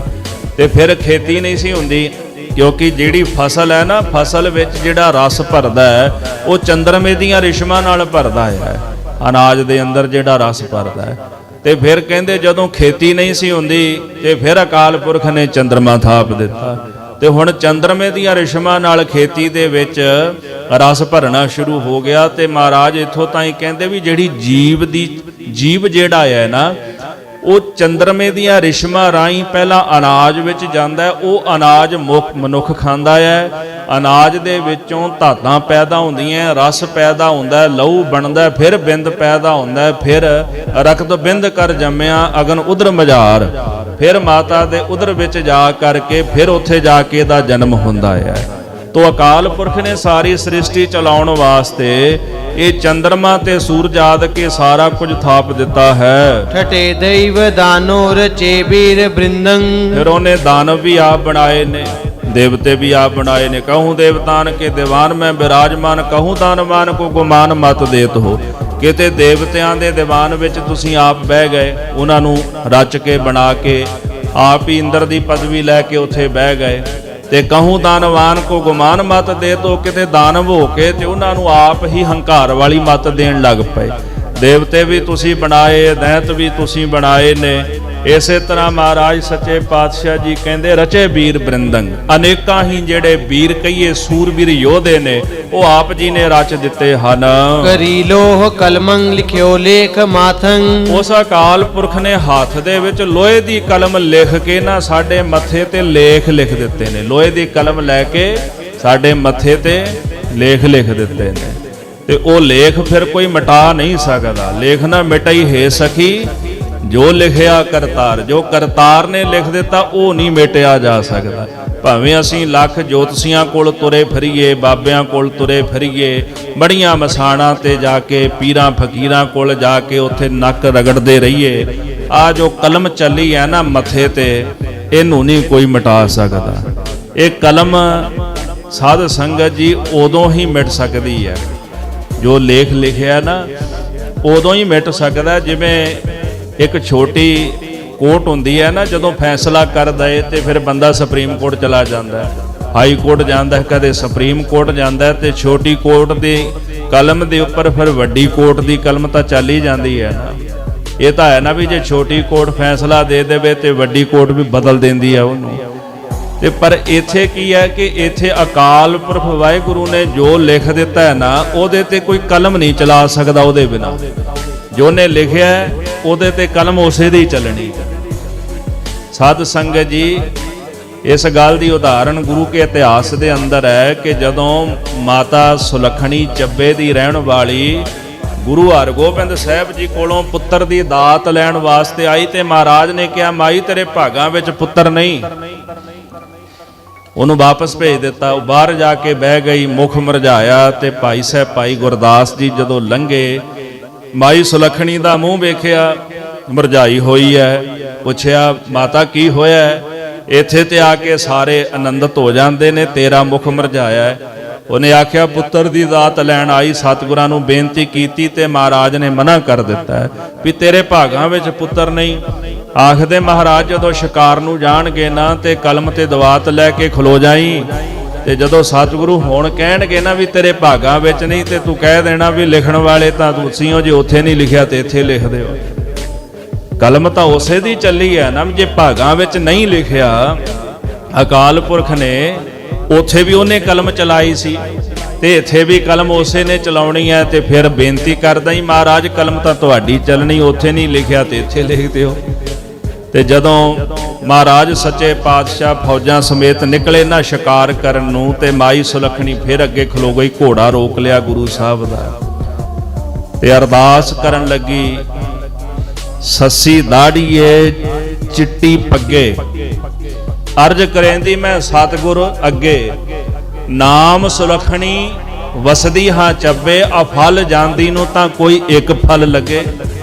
ਇਹਦਾ ਭਾਵ ਵੀ ਚਿੱਟੀ ਪੱਗ ਗੁਰੂ ਹਰਗੋਬਿੰਦ ਸਾਹਿਬ ਮਹਾਰਾਜ ਦੀ ਤੇ ਕਾਲਾ ਦਾੜਾ, ਤੇ ਅਰਦਾਸ ਕਰਦੀ ਹੈ, ਸਤਿਗੁਰੂ ਜੀ ਮੇਰਾ ਨਾਮ ਸੁਲੱਖਣੀ ਤੇ ਚੱਬੇ ਦੀ ਰਹਿਣ ਵਾਲੀਆਂ ਆ ਫਲ ਜਾ ਰਹੀਆਂ, ਭਾਵ ਮੈਨੂੰ ਕੋਈ ਫਲ ਨਹੀਂ ਲੱਗਿਆ, ਆ ਫਲ ਜਾਂਦੀ ਨੂੰ ਕੋਈ ਇੱਕ ਤਾਂ ਫਲ ਲਾ ਦਿਓ। ਮਹਾਰਾਜ ਸੱਚੇ ਪਾਤਸ਼ਾਹ ਕਹਿੰਦੇ, ਪਹਿਲਾਂ ਵੀ ਕਿਹਾ ਸੀ ਮਾਂ ਤੇਰੇ ਭਾਗਾਂ ਵਿੱਚ ਪੁੱਤਰ ਨਹੀਂ, ਆਖਿਆ ਪਾਤਸ਼ਾਹ ਲਿਖਣ ਵਾਲੇ ਤਾਂ ਤੁਸੀਂ ਹੋ, ਜੇ ਉੱਥੇ ਨਹੀਂ ਲਿਖਿਆ ਤੇ ਇੱਥੇ ਲਿਖ ਦਿਓ, ਕਲਮ ਤਾਂ ਤੁਹਾਡੀ ਚੱਲਣੀ ਹੈ ਨਾ। ਤੋ ਅਕਾਲ ਪੁਰਖ ਦੀ ਕਲਮ ਤੇ ਅਕਾਲ ਪੁਰਖ ਹੀ ਕਲਮ ਚਲਾ ਸਕਦਾ ਹੈ। ਉਹ ਚਾਹਵੇ ਤੇ ਪਲ ਵਿੱਚ ਮਨੁੱਖ ਦੇ ਕਰਮ ਬਦਲ ਕੇ ਪਾਪ ਧੋ ਕੇ ਇਹਨੂੰ ਮੁਕਤ ਕਰ ਸਕਦਾ। ਦੇਖੋ ਅਜਾਮਲ ਪਾਪੀ ਜਗ ਜਾਣੈ, ਅਜਾਮਲ ਪਾਪੀ ਸੀ ਨਾ, ਕੋਈ ਨਹੀਂ ਸੀ ਤਾਰ ਸਕਦਾ, ਪਰ ਜਦੋਂ ਤਾਰਨ ਤੇ ਆਇਆ ਨਿਮਖ ਮਾਏ ਨਿਸਤਾਰਾ, ਫਿਰ ਇੱਕ ਨਿਮਖ ਵਿੱਚ ਤਾਰ ਦਿੱਤਾ। ਗਣਕਾ ਪਾਪਣ ਹੋਏ ਕੈ ਪਾਪਾਂ ਦਾ ਗਲਹਾਰ ਪਰੋਤਾ। ਭਾਈ ਗੁਰਦਾਸ ਜੀ ਕਹਿੰਦੇ ਵੀ ਗਣਕਾ ਪਾਪਣ ਸੀ, ਜਦੋਂ ਉਹਨੂੰ ਤਾਰਨ ਵਾਸਤੇ ਆਇਆ ਤੇ ਇੱਕ ਪਾਲੀ ਲਾਇਆ, ਉਹਦਾ ਉਧਾਰ ਕਰ ਦਿੱਤਾ। ਤੋ ਭਾਵ ਇਹ ਹੈ ਕਿ ਉਸ ਨੇ ਹੱਥ ਦੇ ਵਿੱਚ ਕਰੀ ਲੋਹ ਕਲਮੰ ਲਿਖਿਓ ਲੇਖ ਮਾਥੰ। ਅਕਾਲ ਪੁਰਖ ਨੇ ਲੋਹੇ ਦੀ ਕਲਮ ਫੜ ਕੇ, ਉਹਦੇ ਹੱਥ ਵਿੱਚ ਲੋਹੇ ਦੀ ਕਲਮ ਹੈ, ਉਹਨੇ ਲੋਹੇ ਦੀ ਕਲਮ ਨਾਲ ਸਾਡੇ ਮੱਥੇ ਤੇ ਲੇਖ ਲਿਖੇ ਹਨ, ਤੇ ਸਤਿਗੁਰੂ ਕਹਿੰਦੇ ਉਹਦਾ ਲਿਖਿਆ ਹੋਇਆ ਲੇਖ ਕੋਈ ਮਿਟਾ ਨਹੀਂ ਸਕਦਾ। ਸਬੈ ਜੇਰ ਕੀਨੇ ਬਲੀ ਕਾਲ ਹਾਥੰ। ਉਸ ਅਕਾਲ ਪੁਰਖ ਨੇ ਬਲੀ ਤਾਕਤਵਾਰ ਪਰਮੇਸ਼ਰ ਨੇ ਸਾਰੇ ਜੀਵਾਂ ਨੂੰ ਆਪਣੇ ਹੱਥ ਦੇ ਵਿੱਚ ਲੈ ਲਿਆ, ਆਪਣੇ ਅਧੀਨ ਕਰ ਲਿਆ ਹੈ। ਕਈ ਮੇਟ ਡਾਰੇ ਉਸਾਰੇ ਬਣਾਏ। ਕਈਆਂ ਨੂੰ ਉਹਨੇ ਮੇਟਿਆ, ਨਸ਼ਟ ਕਰ ਦਿੱਤਾ, ਫਿਰ ਉਸਾਰਿਆ ਬਣਾਇਆ, ਫਿਰ ਉਹਨਾਂ ਨੂੰ ਮਿਟਾ ਦਿੱਤਾ ਹੈ। ਉਪਾਰੇ ਗੜੇ ਫਿਰ ਮੇਟੇ ਉਪਾਏ। ਉਪਾਰੇ ਦਾ ਭਾਵ ਹੈ ਵੀ ਕਿਸੇ ਚੀਜ਼ ਨੂੰ ਪੁੱਟਣਾ, ਜਦੋਂ ਬਣਾਇਆ ਉਹਨੇ ਫਿਰ ਪੁੱਟ ਦਿੱਤਾ। ਗੜੇ ਦਾ ਭਾਵ ਗੜਨਾ, ਕਿਸੇ ਚੀਜ਼ ਨੂੰ ਬਣਾ ਦੇਣਾ। ਪਹਿਲਾਂ ਉਹਨੇ ਪਟਿਆ, ਫਿਰ ਉਹਨੇ ਬਣਾ ਦਿੱਤਾ ਦੁਬਾਰਾ, ਸਭ ਨੂੰ ਕੱਢ ਦਿੱਤਾ, ਫਿਰ ਮੇਟੇ ਉਪਾਏ, ਫਿਰ ਮੇਟਿਆ ਤੇ ਫਿਰ ਬਣਾ ਦਿੱਤਾ। ਇਹਦਾ ਭਾਵ ਕਿ ਕਈ ਵਾਰ ਪਸਰਿਓ ਪਸਾਰਾ, ਦੁਨੀਆ ਦਾ ਪਸਾਰਾ ਕਈ ਵਾਰੀ ਪਸਰਿਆ, ਉਹਨੇ ਕਈ ਵਾਰੀ ਮਟਾਇਆ, ਕਈ ਵਾਰੀ ਬਣਾਇਆ ਹੈ। ਕਿਰਿਆ ਕਾਲ ਜੂਕੀ ਕੀ ਚੂਨਾ ਪਛਾਨੀ। ਪਰ ਅੱਜ ਤਾਈਂ ਉਸ ਕਾਲ ਦੀ ਕਿਰਿਆ ਨੂੰ ਕਿਸੇ ਨੇ ਪਛਾਣਿਆ ਨਹੀਂ ਹੈ। ਕਨਿਓ ਪੈ ਬਿਹੈ ਹੈ ਕਨਿਓ ਪੈ ਬਿਹਾਨੀ। ਇਹ ਕਾਲ ਦੀ ਜਿਹੜੀ ਕਿਰਿਆ ਹੈ ਨਾ, ਜੰਮਣਾ ਮਰਨਾ, ਫਿਰ ਜੰਮਣਾ, ਫਿਰ ਮਰਨਾ, ਫਿਰ ਸੰਸਾਰ ਦਾ ਬਣਨਾ, ਫਿਰ ਸੰਸਾਰ ਦਾ ਮਿਟਣਾ, ਇਹ ਸਤਿਗੁਰੂ ਕਹਿੰਦੇ ਕਾਲ ਦੀ ਕਿਰਿਆ ਹੈ। ਕਈਆਂ ਦੇ ਉੱਪਰ ਇਹ ਕਾਲ ਦੀ ਕਿਰਿਆ ਬਹਿ ਚੁੱਕੀ ਹੈ, ਵਰਤ ਚੁੱਕੀ ਹੈ, ਤੇ ਕਈਆਂ ਤੇ ਵਰਤਮਾਨ ਦੇ ਵਿੱਚ ਜਾ ਕੇ ਇਹ ਕਾਲ ਦੀ ਕਿਰਿਆ ਵਹਿਣੀ ਹੈ।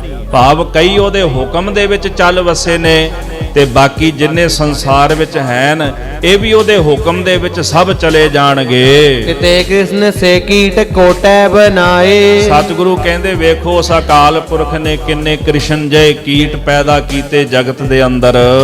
ਕਿਤੇ ਰਾਮ ਸੇ ਮੇਟ ਡਾਰੇ ਉਪਾਏ। ਉਸ ਅਕਾਲ ਪੁਰਖ ਨੇ ਵੇਖੋ ਕਿਤੇ ਰਾਮਚੰਦਰ ਜੈ ਪੈਦਾ ਕੀਤੇ ਨੇ, ਉਹਨਾਂ ਨੂੰ ਬਣਾਇਆ, ਮੇਟ ਦਿੱਤਾ। ਕਿਤੇ ਕ੍ਰਿਸ਼ਨ ਜੀ ਬਣਾਏ, ਫਿਰ ਮੇਟ ਦਿੱਤੇ। ਸਭ ਪਰਮੇਸ਼ਰ ਦੇ ਅਧੀਨ ਨੇ ਨਾ। ਅਕਾਲ ਪੁਰਖ ਜਿਹੜੀ ਸੁਪਰੀਮ ਪਾਵਰ ਹੈ ਸੰਸਾਰ ਦੀ, ਬਾਕੀ ਸਭ ਉਹਦੇ ਅਧੀਨ ਹੀ ਨੇ, ਕਾਲ ਦੇ ਅਧੀਨ ਹੀ ਨੇ। ਭਾਵੇਂ ਕੋਈ ਅਵਤਾਰੀ ਪੁਰਸ਼ ਜਗਤ ਵਿੱਚ ਆਇਆ ਹੈ, ਭਾਵੇਂ ਜਗਤ ਦੇ ਅੰਦਰ ਕੋਈ ਪੈਗੰਬਰ ਆਇਆ, ਕਾਲ ਨੇ ਸਭ ਨੂੰ ਨਾਸ਼ ਕਰ ਦਿੱਤਾ ਹੈ। ਕਿਉਂਕਿ ਦੁਨੀਆ ਵਿੱਚ ਇੱਕੋ ਹੀ ਹਸਤੀ ਅਕਾਲ ਪੁਰਖ ਦੀ ਹੈ, ਜਿਹੜੀ ਕਦੇ ਮਰਦੀ ਮਿਟਦੀ ਨਹੀਂ, ਜੋ ਜੰਮਦੀ ਨਹੀਂ, ਕੋਈ ਕਦੇ ਮਰਦੀ ਨਹੀਂ। ਬਾਕੀ ਸਭ ਕਾਲ ਦੇ ਅਧੀਨ ਨੇ, ਭਾਵੇਂ 24 ਅਵਤਾਰ ਕਿਉਂ ਨੇ ਜਗਤ ਅੰਦਰ। ਇਸ ਵਾਸਤੇ ਮਹਾਰਾਜ ਕਹਿੰਦੇ ਕਿਤੇ ਕ੍ਰਿਸ਼ਨ ਸੇ ਕੀਟ ਕੋਟੈ ਬਣਾਏ। ਉਹਨੇ ਕਰੋੜਾਂ ਹੀ ਕ੍ਰਿਸ਼ਨ ਪੈਦਾ ਕੀਤੇ। ਉਸ ਅਕਾਲ ਪੁਰਖ ਨੇ ਕਰੋੜਾਂ ਹੀ ਰਾਮਚੰਦਰ ਜਿਹੜੇ ਪੈਦਾ ਕਰਕੇ ਮੇਟ ਦਿੱਤੇ ਹਨ। ਮਹਾਦੀਨ ਕੇਤੇ ਪ੍ਰਿਥੀ ਮਾਂਜ ਹੋਏ। ਸਾਹਿਬ ਕਹਿੰਦੇ ਮਹਾਦੀਨ ਕਹਿੰਦੇ ਨੇ ਮੁਹੰਮਦ ਨੂੰ। ਮੁਹੰਮਦ ਸਾਹਿਬ ਪੈਦਾ ਹੋਏ। ਪਾਤਸ਼ਾਹ ਕਹਿੰਦੇ ਇੱਕ ਮੁਹੰਮਦ ਦੀ ਗੱਲ ਕਰਦੇ ਆ, ਉਸ ਅਕਾਲ ਪੁਰਖ ਨੇ ਪਤਾ ਨਹੀਂ ਕਿੰਨੇ ਕ ਮੁਹੰਮਦ ਇਸ ਧਰਤੀ ਤੇ ਪ੍ਰਿਥੀ ਤੇ ਪੈਦਾ ਕੀਤੇ ਹਨ। ਸਮੈ ਆਪਣੀ ਆਪਣੀ ਅੰਤ ਮੂਏ। ਹਰ ਕੋਈ ਆਪਣੇ ਸਮੇਂ ਦੇ ਮੁਤਾਬਕ ਅੰਤ ਨੂੰ ਦੁਨੀਆ ਤੋਂ ਮ੍ਰਿਤੂ ਹੋ ਕੇ ਚਲਾ ਗਿਆ, ਕੋਈ ਨਹੀਂ ਰਿਹਾ। ਇੱਕੋ ਹੀ ਹਸਤੀ ਹੈ ਜੀ, ਜਿਹੜੀ ਪਿੱਛੇ ਵੀ ਸੀ, ਹੁਣ ਵੀ ਅੱਗੇ ਵੀ ਹੈ। ਕੱਲ ਦਾਸ ਨੇ ਇੱਕ ਬੇਨਤੀ ਕੀਤੀ ਸੀ, ਵੇਖੋ ਜਗਤ ਦੇ ਅੰਦਰ ਜੋ ਪਿੱਛੇ ਸੀ ਉਹ ਹੁਣ ਨਹੀਂ, ਜੋ ਹੁਣ ਹੈ ਉਹ ਅੱਗੇ ਨਹੀਂ ਹੋਵੇਗਾ, ਜੋ ਅੱਗੇ ਆ ਉਹ ਹੁਣ ਨਹੀਂ ਹੋਵੇਗਾ। ਪਰ ਇਹਨਾਂ ਤਿੰਨ ਕਾਲਾਂ ਦੇ ਅੰਦਰ ਇੱਕ ਹਸਤੀ ਹੈ ਜਿਹੜੀ ਵਿਆਪਕ ਹੈ, ਉਹ ਅਕਾਲ ਪੁਰਖ ਦੀ ਹੈ। ਭਾਵੇਂ 24 ਅਵਤਾਰ ਹੋਏ, ਪੈਗੰਬਰ ਹੋਏ, ਮੁਹੰਮਦ ਸਾਹਿਬ ਜੇ ਆਏ ਦੁਨੀਆ ਤੇ, ਆ ਕੇ ਚਲੇ ਗਏ, ਆਪਣੀ ਆਪਣੀ ਵਾਰੀ ਮੁਤਾਬਕ ਚਲੇ ਗਏ ਨਾ। ਪਰ ਇੱਕ ਹਸਤੀ ਅਕਾਲ ਪੁਰਖ ਦੀ ਹੈ, ਜਿਹਦੇ ਬਾਰੇ ਇਹ ਨਹੀਂ ਪਤਾ ਵੀ ਉਹ ਕਦੋਂ ਪ੍ਰਗਟ ਹੋਈ ਹੈ ਤੇ ਉਹਦਾ ਅੰਤ ਕੀ ਹੈ, ਇਹ ਕੋਈ ਨਹੀਂ ਜਾਣਦਾ। ਤੇ ਕਦੋਂ ਦਾ ਅੰਤ ਹੋਣਾ ਇਹ ਕੋਈ ਨਹੀਂ ਜਾਣਦਾ। ਉਹ ਪਿੱਛੇ ਸੀ, ਹੁਣ ਵੀ ਹੈ, ਅੱਗੇ ਵੀ ਹੈ। ਆਦ ਸੱਚ ਜੁਗਾਦ ਸੱਚ ਹੈ ਭੀ ਸੱਚ, ਨਾਨਕ ਹੋਸੀ ਭੀ ਸੱਚ। ਆਦ ਪੂਰਨ ਮਦ ਪੂਰਨ ਅੰਤ ਪੂਰਨ ਪਰਮੇਸ਼ਰ ਹੈ। ਹੁਣ ਇਹਦਾ ਭਾਵ ਕੀ ਹੈ? ਸਿਮਰੰਤ ਸੰਤ ਸਰਬਤਰ ਰਮਣ ਨਾਨਕ ਅਗਨਾਸਨ ਜਗਦੀਸ਼ਵਰ ਹੈ। ਸੰਤ ਜਨ ਕੀ ਕਰਦੇ? ਉਹ ਅਕਾਲ ਪੁਰਖ ਨੂੰ ਆਰਾਧਦੇ ਨੇ। ਮਹਾਰਾਜ ਕਹਿੰਦੇ ਉਹਨੂੰ ਨਾ ਆਰਾਧੋ ਜੋ ਜੰਮਦਾ ਤੇ ਮਰਦਾ ਹੈ। ਦੂਜਾ ਕਾਹੇ ਸਿਮਰੀਐ? ਜੰਮੇ ਤੈ ਮਰ ਜਾਏ। ਜਿਹੜਾ ਜੰਮਦਾ ਮਰਦਾ ਉਹਦਾ ਸਿਮਰਨ ਕਿਉਂ ਕਰੀਏ? ਤੇ ਸਿਮਰਨ ਕਿਹਦਾ ਕਰਨਾ ਚਾਹੀਦਾ? ਏਕੋ ਸਿਮਰੋ ਨਾਨਕਾ ਜੋ ਜਲ ਥਲ ਰਿਹਾ ਸਮਾਏ। ਜਿਹੜਾ ਜਲ ਥਲ ਵਿੱਚ ਵਿਆਪਕ ਹੈ, ਤ੍ਰਈ ਕਾਲ ਆਬਾਦ ਹੈ, ਉਹਦਾ ਸਿਮਰਨ ਕਰੋ, ਉਹਦੀ ਆਰਾਧਨਾ ਕਰੋ। ਬਿਨ ਕਰਤਾਰ ਨਾ ਕੀਰਤਨ ਮਾਨੋ। ਤੇ ਕਰਤਾਰ ਤੋਂ ਬਿਨਾ ਕਿਸੇ ਨੂੰ ਕਰਤਾ ਨਾ ਮੰਨੋ। ਵੀ ਜੋ ਸਾਰਿਆਂ ਨੂੰ ਬਣਾਉਂਦਾ ਹੈ ਉਹ ਵਾਹਿਗੁਰੂ ਹੈ ਤੇ ਉਹਦਾ ਹੀ ਆਪਾਂ ਸਿਮਰਨ ਕਰਨਾ ਹੈ। ਸਤਿਗੁਰੂ ਸਾਹਿਬ ਜੀ ਕਹਿੰਦੇ ਜਿਤਨੇ ਵੀ ਜਗਤ ਵਿੱਚ ਆਏ ਸਭ ਆਪਣੀ ਆਪਣੀ ਵਾਰੀ ਮੁਤਾਬਕ ਜਗਤ ਤੋਂ ਚਲੇ ਗਏ ਹਨ। ਜਿਤੇ ਔਲੀਆ ਅੰਬੀਆ ਹੋਏ ਬੀਤੇ। ਜਿਤਨੇ ਪੈਗੰਬਰ ਦੁਨੀਆ ਤੇ ਆਏ, ਨਬੀ ਆਏ ਸੰਸਾਰ ਅੰਦਰ, ਅੰਤ ਨੂੰ ਹੋਏ ਬੀਤੇ। ਉਹ ਸੰਸਾਰ ਵਿੱਚ ਪੈਦਾ ਹੋਏ ਤੇ ਬੀਤ ਗਏ ਹਨ। ਤੇ ਉਹ ਕਾਲ ਜੀਤਾ ਨਾ ਤੇ ਕਾਲ ਜੀਤੇ। ਜਿੰਨੇ ਵੀ ਪੈਦਾ ਹੋਏ ਸਨ ਸਭ ਨੂੰ ਕਾਲ ਨੇ ਜਿੱਤ ਲਿਆ, ਪਰ ਅੱਜ ਤਾਈਂ ਕੋਈ ਕਾਲ ਨੂੰ ਨਹੀਂ ਜਿੱਤ ਸਕਿਆ। ਕਾਲ ਦੇ ਹੱਥੋਂ ਸਭ ਜਿੱਤੇ ਗਏ, ਪਰ ਉਸ ਕਾਲ ਨੂੰ ਅੱਜ ਤਾਈਂ ਕੋਈ ਜਿੱਤ ਨਹੀਂ ਸਕਿਆ।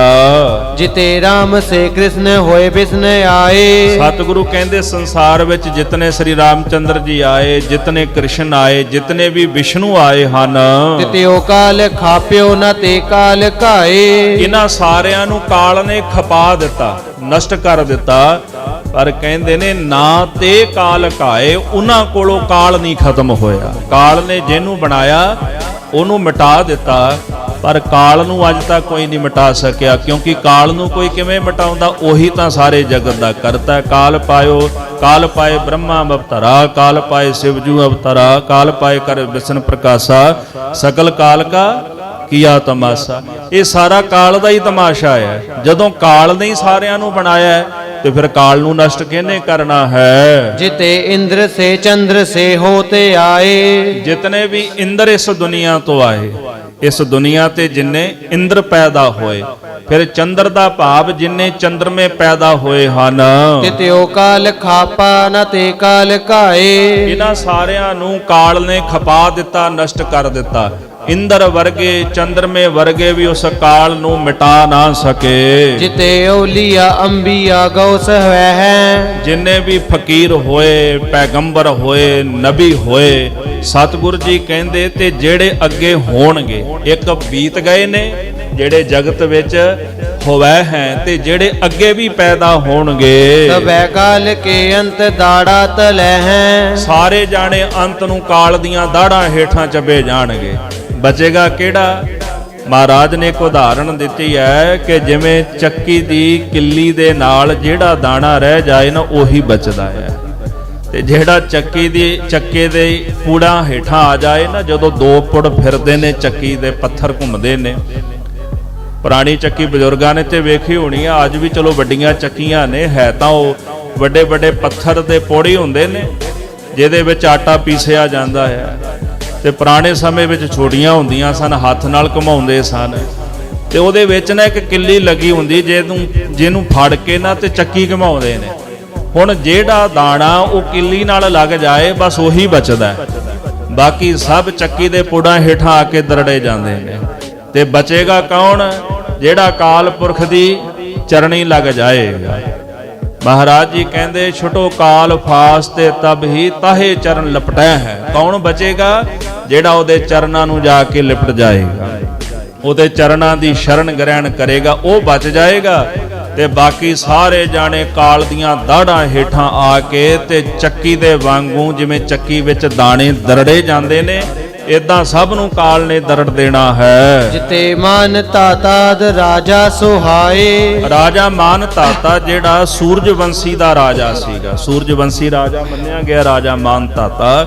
ਵਿਦਵਾਨ ਕਹਿੰਦੇ ਵੀ ਜਗਤ ਦੇ ਵਿੱਚ ਜਿਹੜੇ ਆ 7 ਸਮੁੰਦਰ ਬਣੇ ਨੇ, ਉਹਦੇ ਰੱਥ ਦੇ ਪਹੀਏ ਨਾਲ ਬਣੇ ਨੇ।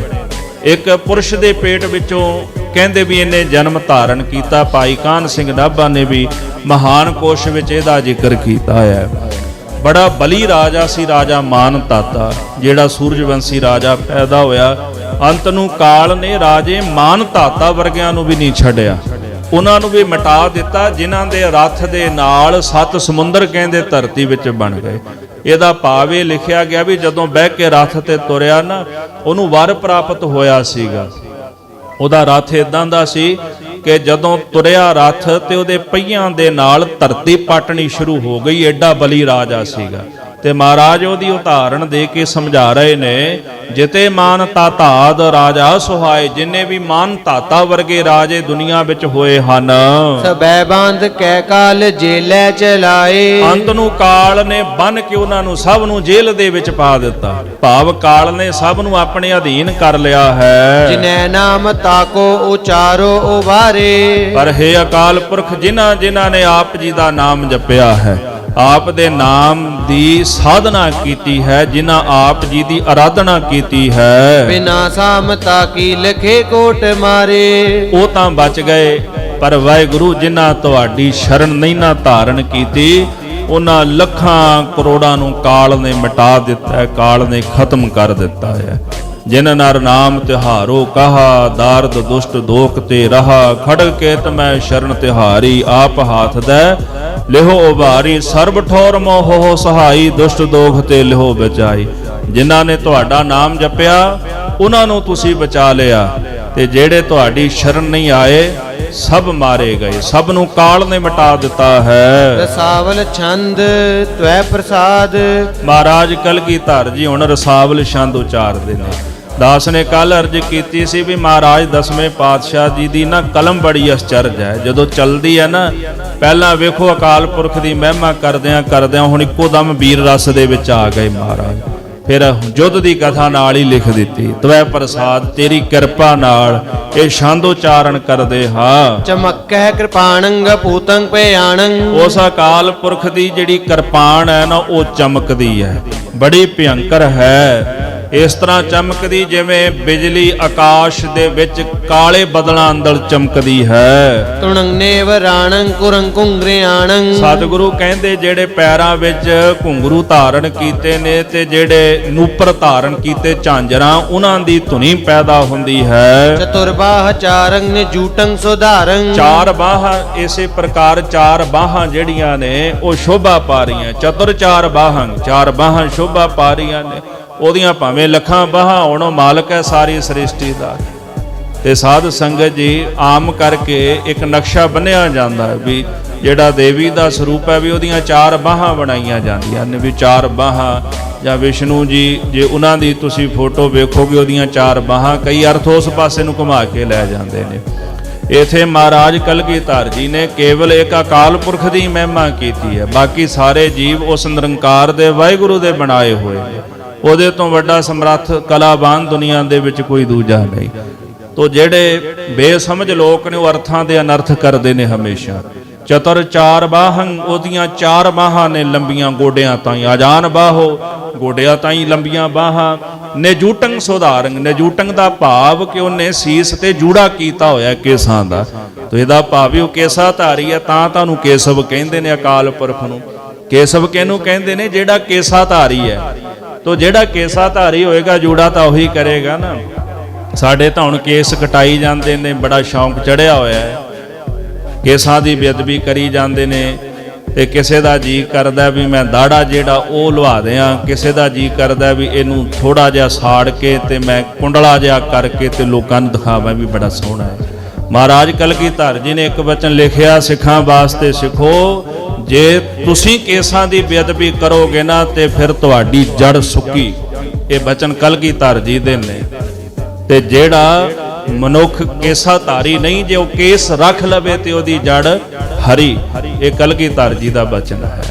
ਮਹਾਰਾਜ ਨੇ ਕੇਸ ਆਪਣੀ ਮੋਹਰ ਰੱਖੀ ਹੈ ਵੀ ਕੇਸ ਗੁਰੂ ਦੀ ਮੋਹਰ ਨੇ। ਤੇ ਦਾਸ ਨੇ ਥੋੜੇ ਦਿਨ ਪਹਿਲਾਂ ਇੱਕ ਅਰਜ਼ ਕੀਤੀ ਸੀ, ਗੁਰਮੁਖੋ ਅੱਜ ਅਸੀਂ ਸੋਸ਼ਲ ਮੀਡੀਆ ਦਾ ਜ਼ਮਾਨਾ ਹੈ ਨਾ, ਅੱਜ ਅਸੀਂ ਵੇਖੋ ਸਾਹਿਬਜ਼ਾਦਿਆਂ ਦੀਆਂ ਫੋਟੋਆਂ ਪਾ ਰਹੇ ਹਾਂ ਵੀ ਉਹਨਾਂ ਦੀ ਸ਼ਹਾਦਤ ਹੋਈ, ਤੇ ਹਰ ਇੱਕ ਬੰਦਾ ਆਪਣੇ ਫੋਨ ਦੇ ਉੱਤੇ ਸੋਸ਼ਲ ਮੀਡੀਆ ਤੇ ਜਾ ਕੇ ਫੋਟੋਆਂ ਪੋਸਟ ਕਰਦਾ। ਤੇ ਜੇ ਕਿਤੇ ਇਹ ਫੋਟੋ ਸਾਡੇ ਦਿਲ ਵਿੱਚ ਹੁੰਦੀ ਨਾ ਜਿਹੜੀ ਉੱਥੇ ਪਾਉਨੇ ਆ, ਅੱਜ ਸਿੱਖਾਂ ਦੇ ਬੱਚੇ ਮੋਨੇ ਨਾ ਹੁੰਦੇ, ਅੱਜ ਸਾਡੇ ਸਿਰਾਂ ਤੇ ਕੇਸ ਹੁੰਦੇ, ਅੰਮ੍ਰਿਤਧਾਰੀ ਹੁੰਦੇ, ਸਾਡੇ ਪਰਿਵਾਰਾਂ 'ਚ ਸਿੱਖੀ ਹੁੰਦੀ। ਪਰ ਸਾਨੂੰ ਤਾਂ ਪਤਾ ਹੀ ਨਹੀਂ ਸਾਹਿਬਜ਼ਾਦਿਆਂ ਬਾਰੇ, ਉਹਨਾਂ ਨੇ ਕੀ ਕੁਰਬਾਨੀਆਂ ਦਿੱਤੀਆਂ ਨੇ, ਕੀ ਕੁਝ ਕੀਤਾ। ਜੇ ਘੱਟੋ ਘੱਟ ਸਾਨੂੰ ਇਤਿਹਾਸ ਪਤਾ ਹੁੰਦਾ ਤੇ ਅਸੀਂ ਆਪਣੇ ਬੱਚਿਆਂ ਨੂੰ ਦੱਸਦੇ, ਤੇ ਫਿਰ ਬੱਚਿਆਂ ਨੂੰ ਕ੍ਰਿਸਮਸ ਦੀ ਜਗ੍ਹਾ ਤੇ ਨਾ ਸਾਹਿਬਜ਼ਾਦੇ ਜ਼ਰੂਰ ਚੇਤੇ ਆਉਂਦੇ। ਫਿਰ ਉਹਨਾਂ ਨੂੰ ਕ੍ਰਿਸਮਸ 25 ਤਰੀਕ ਨੂੰ ਪੁੱਛ ਲਓ, ਬੱਚੇ ਨੂੰ ਕਿਸੇ ਨੂੰ ਵੀ ਪੁੱਛ ਲਿਓ ਵੀ ਅੱਜ ਕੀ ਹੈ, ਝੱਟ ਦੱਸ ਦੇਣਗੇ ਵੀ ਕ੍ਰਿਸਮਸ ਹੈ। ਤੇ ਫਿਰ ਜੇ ਸਾਹਿਬਜ਼ਾਦਿਆਂ ਦੀ ਗੱਲ ਆਵੇ ਤੇ ਕਿਸੇ ਨੂੰ ਪਤਾ ਨਹੀਂ ਹੁੰਦਾ। ਗੁਰਮੁਖੋ ਕਦੇ ਇਸ ਚੀਜ਼ ਨੂੰ ਅਨੁਭਵ ਕਰੋ ਕਿ 7 ਤੇ 9 ਸਾਲ ਇਹ ਬੱਚੇ ਸਾਡੇ ਘਰਾਂ ਵਿੱਚ ਵੀ ਹੋਣਗੇ ਨਾ, ਇੰਨੀ ਉਮਰ ਦੇ ਸਾਡੇ ਆਂਢ ਗੁਆਂਢ ਵਿੱਚ ਬੱਚੇ ਹੋਣਗੇ, ਵੀ ਕਿੰਨੀ ਕੁ ਉਮਰ ਹੁੰਦੀ ਉਹਨਾਂ ਦਾ ਸਿਦਕ ਵੇਖੋ ਬੱਚਿਆਂ ਦਾ। ਵੀ ਜਦੋਂ ਵਜ਼ੀਰ ਖਾਨ ਕਹਿੰਦਾ ਵੀ ਬੱਚਿਓ ਕਤਲ ਕਰ ਦਿੱਤੇ ਜਾਓਗੇ, ਤੇ ਬੜੇ ਸਿਦਕ ਨਾਲ ਕਹਿੰਦੇ ਨੇ ਵੀ ਗੁਰੂ ਨਾਨਕ ਸਾਹਿਬ ਦੇ ਘਰ ਦਾ ਸਿਧਾਂਤ ਹੀ ਪਹਿਲਾਂ ਇਹ ਮਰਨਾ ਹੈ ਤੇ ਅਸੀਂ ਉਹ ਕਬੂਲਿਆ ਹੋਇਆ ਹੈ, ਅਸੀਂ ਕੁਰਬਾਨੀ ਦੇਣ ਨੂੰ ਤਿਆਰ ਬੈਠੇ ਆ, ਆਪਣਾ ਧਰਮ ਨਹੀਂ ਛੱਡਾਂਗੇ। ਮਰਨਾ ਤਾਂ ਹੈ। ਇੱਕ 7 ਸਾਲ ਦਾ ਬੱਚਾ, 9 ਸਾਲ ਦਾ ਬੱਚਾ ਸਮੇਂ ਦੀ ਹਕੂਮਤ ਦੇ ਸਾਹਮਣੇ ਖਲੋ ਕੇ ਏਡੀ ਵੱਡੀ ਗੱਲ ਕਹਿੰਦਾ, ਮਰਨਾ ਤਾਂ ਹੈ ਹੀ, ਪਰ ਆਪਣਾ ਧਰਮ ਛੱਡ ਕੇ ਨਹੀਂ। ਧਰਮ ਨਿਭਾ ਕੇ ਮਰਾਂਗੇ, ਕੱਲ ਵੀ ਮਰਨਾ ਹੈ, ਪਰਸੋਂ ਵੀ ਮਰਨਾ ਹੈ, ਅੱਜ ਮਰਨ ਵਾਸਤੇ ਤਿਆਰ ਆ, ਪਰ ਆਪਣਾ ਧਰਮ ਨਹੀਂ ਛੱਡਣਾ। ਕਿਉਂਕਿ ਮਹਾਰਾਜ ਗੁਰੂ ਤੇਗ ਬਹਾਦਰ ਸਾਹਿਬ ਜੀ ਨੇ ਜਿਹੜਾ ਬਚਨ ਕੀਤਾ ਸੀ ਨਾ, ਤੇਗ ਬਹਾਦਰ ਬੋਲਿਆ ਧਰ ਪਿਆ ਧਰਮ ਨਾ ਛੋੜੀਏ। ਗੁਰੂ ਤੇਗ ਬਹਾਦਰ ਸਾਹਿਬ ਜੀ ਕਹਿੰਦੇ ਆਪਣਾ ਸੀਸ, ਆਪਣਾ ਧੜ ਸਭ ਕੁਝ ਵਾਰ ਦਈਏ ਧਰਮ ਤੋਂ, ਪਰ ਆਪਣਾ ਧਰਮ ਨਾ ਛੱਡੀਏ। ਬਾਏ ਜਿਨ੍ਹਾਂ ਦੀ ਪਕੜੀਐ ਸਿਰ ਦੀਜੈ ਬਾਏ ਨਾ ਛੋੜੀਐ। ਜਿਨ੍ਹਾਂ ਦੀ ਬਾਹ ਫੜ ਲਈਏ ਸਿਰ ਦੇ ਦਿਓ ਪਰ ਬਾਹ ਨਾ ਛੱਡੋ। ਇਸ ਕਰਕੇ ਗੁਰਮੁਖੋ ਜੇ ਸਾਹਿਬਜ਼ਾਦੇ ਵਾਕਿਆ ਸਾਡੇ ਦਿਲ ਵਿੱਚ ਹੁੰਦੇ ਤੇ ਸਾਡੀ ਨੌਜਵਾਨੀ ਪੀੜ੍ਹੀ ਪਤਤ ਨਾ ਹੁੰਦੀ। ਇਸ ਵਾਸਤੇ ਅਕਾਲ ਪੁਰਖ ਨੂੰ ਕੇਸਵ ਕਿਹਾ ਗਿਆ, ਉਹ ਕੇਸਾ ਧਾਰੀ ਹੈ।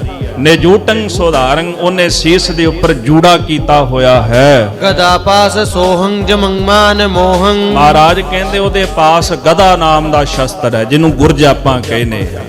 ਗੁਰਜ ਆ ਪਿੱਛੇ ਜੀ ਸਾਧ ਸੰਗਤ ਜੀ ਕਿਸੇ ਗੁਰਜ ਭੇਟ ਕਰ ਦਿੱਤੀ ਸਿੰਘਾਂ ਨੂੰ, ਤੇ ਲੋਕਾਂ ਨੇ ਰੋਲਾ ਪਾ ਦਿੱਤਾ ਵੀ ਗੁਰਜ ਭੇਟ ਕਰ ਦਿੱਤੀ। ਉਹ ਦੱਸੋ ਭਲਿਓ ਮਾਨਸੋ ਵੀ ਗੁਰਜ ਸ਼ਸਤਰ ਹੈ, ਕਿਸੇ ਦਾ ਵੀ ਹੋ ਸਕਦਾ ਹੈ। ਕੋਈ ਇਹ ਤਾਂ ਨਹੀਂ ਵੀ ਕਿਸੇ ਦੇ ਨਾਂ ਹੀ ਲੱਗ ਗਿਆ ਸ਼ਸਤਰ ਵੀ ਫਲਾਣੇ ਦਾ ਹੀ ਹੈ। ਇਹ ਜੀ RSS ਦੀ ਚਾਲ ਹੈ। ਕਿਉਂ? ਕਿਉਂਕਿ ਸਾਡਾ ਦਿਮਾਗ ਹੀ ਉੱਥੇ ਘੁੰਮਦਾ ਰਹਿੰਦਾ ਹੈ। ਅਸੀਂ ਸੋਚਦੇ ਹੀ ਇਹ ਕੁਝ ਰਹਿੰਦੇ, ਇਹਦੇ ਨਾਲੋਂ ਚੰਗਾ ਬਹਿ ਕੇ ਬਾਣੀ ਪੜ੍ਹ ਲਿਆ ਕਰੋ ਭਾਈ। ਇਹ ਚੀਜ਼ਾਂ 'ਚ ਨਾ ਪਿਆ ਕਰੋ। ਜਦੋਂ ਗਨੀ ਖਾਂ ਚੜਿਆ ਨਾ ਚਮਕੌਰ ਦੀ ਗੜੀ ਨੂੰ ਪੌੜੀ ਲਾ ਕੇ ਤੇ ਗੁਰਜੀ ਮਾਰੀ ਸੀ ਉਹਦੇ ਸਿਰ 'ਚ ਮਹਾਰਾਜ ਕਲਗੀਧਰ ਨੇ। ਉਹ ਗਦਾਈ ਸ਼ਸਤਰ ਸੀ ਮਹਾਰਾਜ ਕਲਗੀਧਰ ਦੇ ਕੋਲ। ਜਦੋਂ ਗਨੀ ਖਾਂ ਦਾ ਸਿਰ ਵੇਖਿਆ ਨਾ ਮਹਾਰਾਜ ਨੇ ਪੌੜੀ ਦੇ ਉੱਪਰੋਂ, ਤੇ ਗੁਰੂ ਸਾਹਿਬ ਨੇ ਜ਼ੋਰ ਦੇ ਨਾਲ ਗੁਰਜ ਮਾਰੀ ਤੇ ਮਿੱਝ ਕੱਢ ਦਿੱਤੀ ਉਹਦੇ ਸਿਰ ਦੇ ਵਿੱਚ। ਗਨੀ ਖਾਂ ਧਰਤੀ ਤੇ ਅੱਡ ਗਿਆ। ਪਹਿਲਾਂ ਸਾਧ ਸੰਗਤ ਜੀ ਮਹਾਰਾਜ ਕਲਗੀਧਰ ਜੀ ਨੇ ਮਲੇਰਕੋਟਲੀ ਜਿਹੜੇ ਨਵਾਬ ਸਨ ਉਹਨਾਂ ਦੇ ਭਰਾ ਸਨ, ਉਹਨਾਂ ਨੂੰ ਮੈਦਾਨੇ ਜੰਗ ਦੇ ਵਿੱਚ ਮਾਰਿਆ। ਇੱਕ ਨੂੰ ਤੀਰ ਮਾਰਿਆ ਤੇ ਇੱਕ ਤੇ ਗੁਰਜ ਮਾਰੀ ਸਿਰ ਦੇ ਉੱਤੇ। ਇਹ ਗੁਰਜ ਅਕਾਲ ਪੁਰਖ ਦੇ ਹੱਥ ਦੇ ਵਿੱਚ ਸ਼ੋਭਾ ਪਾਉਂਦਾ ਹੈ। ਤੇ ਸਾਹਿਬ ਜੀ ਕਹਿੰਦੇ ਜਿਹਨੂੰ ਵੇਖ ਕਰਕੇ ਇਸੇ ਪ੍ਰਕਾਰ ਜਮੰ ਮਾਨ ਮੋਹੰ, ਜਮੰ ਦਾ ਭਾਵ ਹੈ ਧਰਮਰਾਜ ਦਾ ਮਾਣ ਵੀ ਮੋਹਿਆ ਜਾਂਦਾ ਹੈ, ਉਹ ਵੀ ਪ੍ਰਭਾਵਿਤ ਹੋ ਜਾਂਦਾ ਹੈ। ਸੁਭੰ ਜੀਵ ਜਵਾਲੰ ਸੋ ਦਾੜਾ ਕਰਾਲੰ, ਉਹਦੀ ਜਿਹੜੀ ਜੀਭ ਹੈ ਨਾ ਅੱਗ ਦੀ ਸ਼ੋਭਾ ਪਾ ਰਹੀ, ਉਹਦੀ ਜੀਭ ਦੇ ਵਿੱਚੋਂ ਅਗਨ ਨਿਕਲ ਰਹੀ ਹੈ। ਸੋ ਦਾੜਾ ਕਰਾਲੰ, ਉਹਦੀਆਂ ਦਾੜਾਂ ਬੜੀਆਂ ਭਿਅੰਕਰ ਨੇ। ਜਿਸ ਦਾੜਾਂ ਦੇ ਹੇਠਾਂ ਉਹ ਹਜ਼ਾਰਾਂ ਲੱਖਾਂ ਕਰੋੜਾਂ ਜੀਵਾਂ ਨੂੰ ਚਬਾ ਜਾਂਦਾ ਹੈ। ਵਜੀ ਬੰਬ ਸੰਖੰ ਉਠੇ ਨਾਦ ਬੰਖੰ। ਮੈਦਾਨੇ ਜੰਗ ਦੇ ਅੰਦਰ ਕਿਸੇ ਪਾਸੇ ਨਗਾਰੇ ਤੇ ਕਿਸੇ ਪਾਸੇ ਸੰਖ ਵੱਜਦੇ, ਜਿਨ੍ਹਾਂ ਦਾ ਬੜਾ ਭਿਅੰਕਰ ਨਾਦ ਪੈਦਾ ਹੁੰਦਾ ਹੈ। ਸੁਭੰਗ ਰੂਪ ਸਿਆਮੰ ਮਹਾਸੋਭ ਧਾਮੰ। ਉਹਦਾ ਸ਼ਾਮ ਰੂਪ ਬੜਾ ਸੋਹਣਾ ਲੱਗਦਾ ਹੈ। ਪਰਮੇਸ਼ਰ ਨੂੰ ਜਿਹੜੀ ਤੁਲਨਾ ਦਿੱਤੀ ਗਈ ਨਾ, ਉਹ ਸ਼ਾਮ ਰੂਪ ਦੇ ਨਾਲ।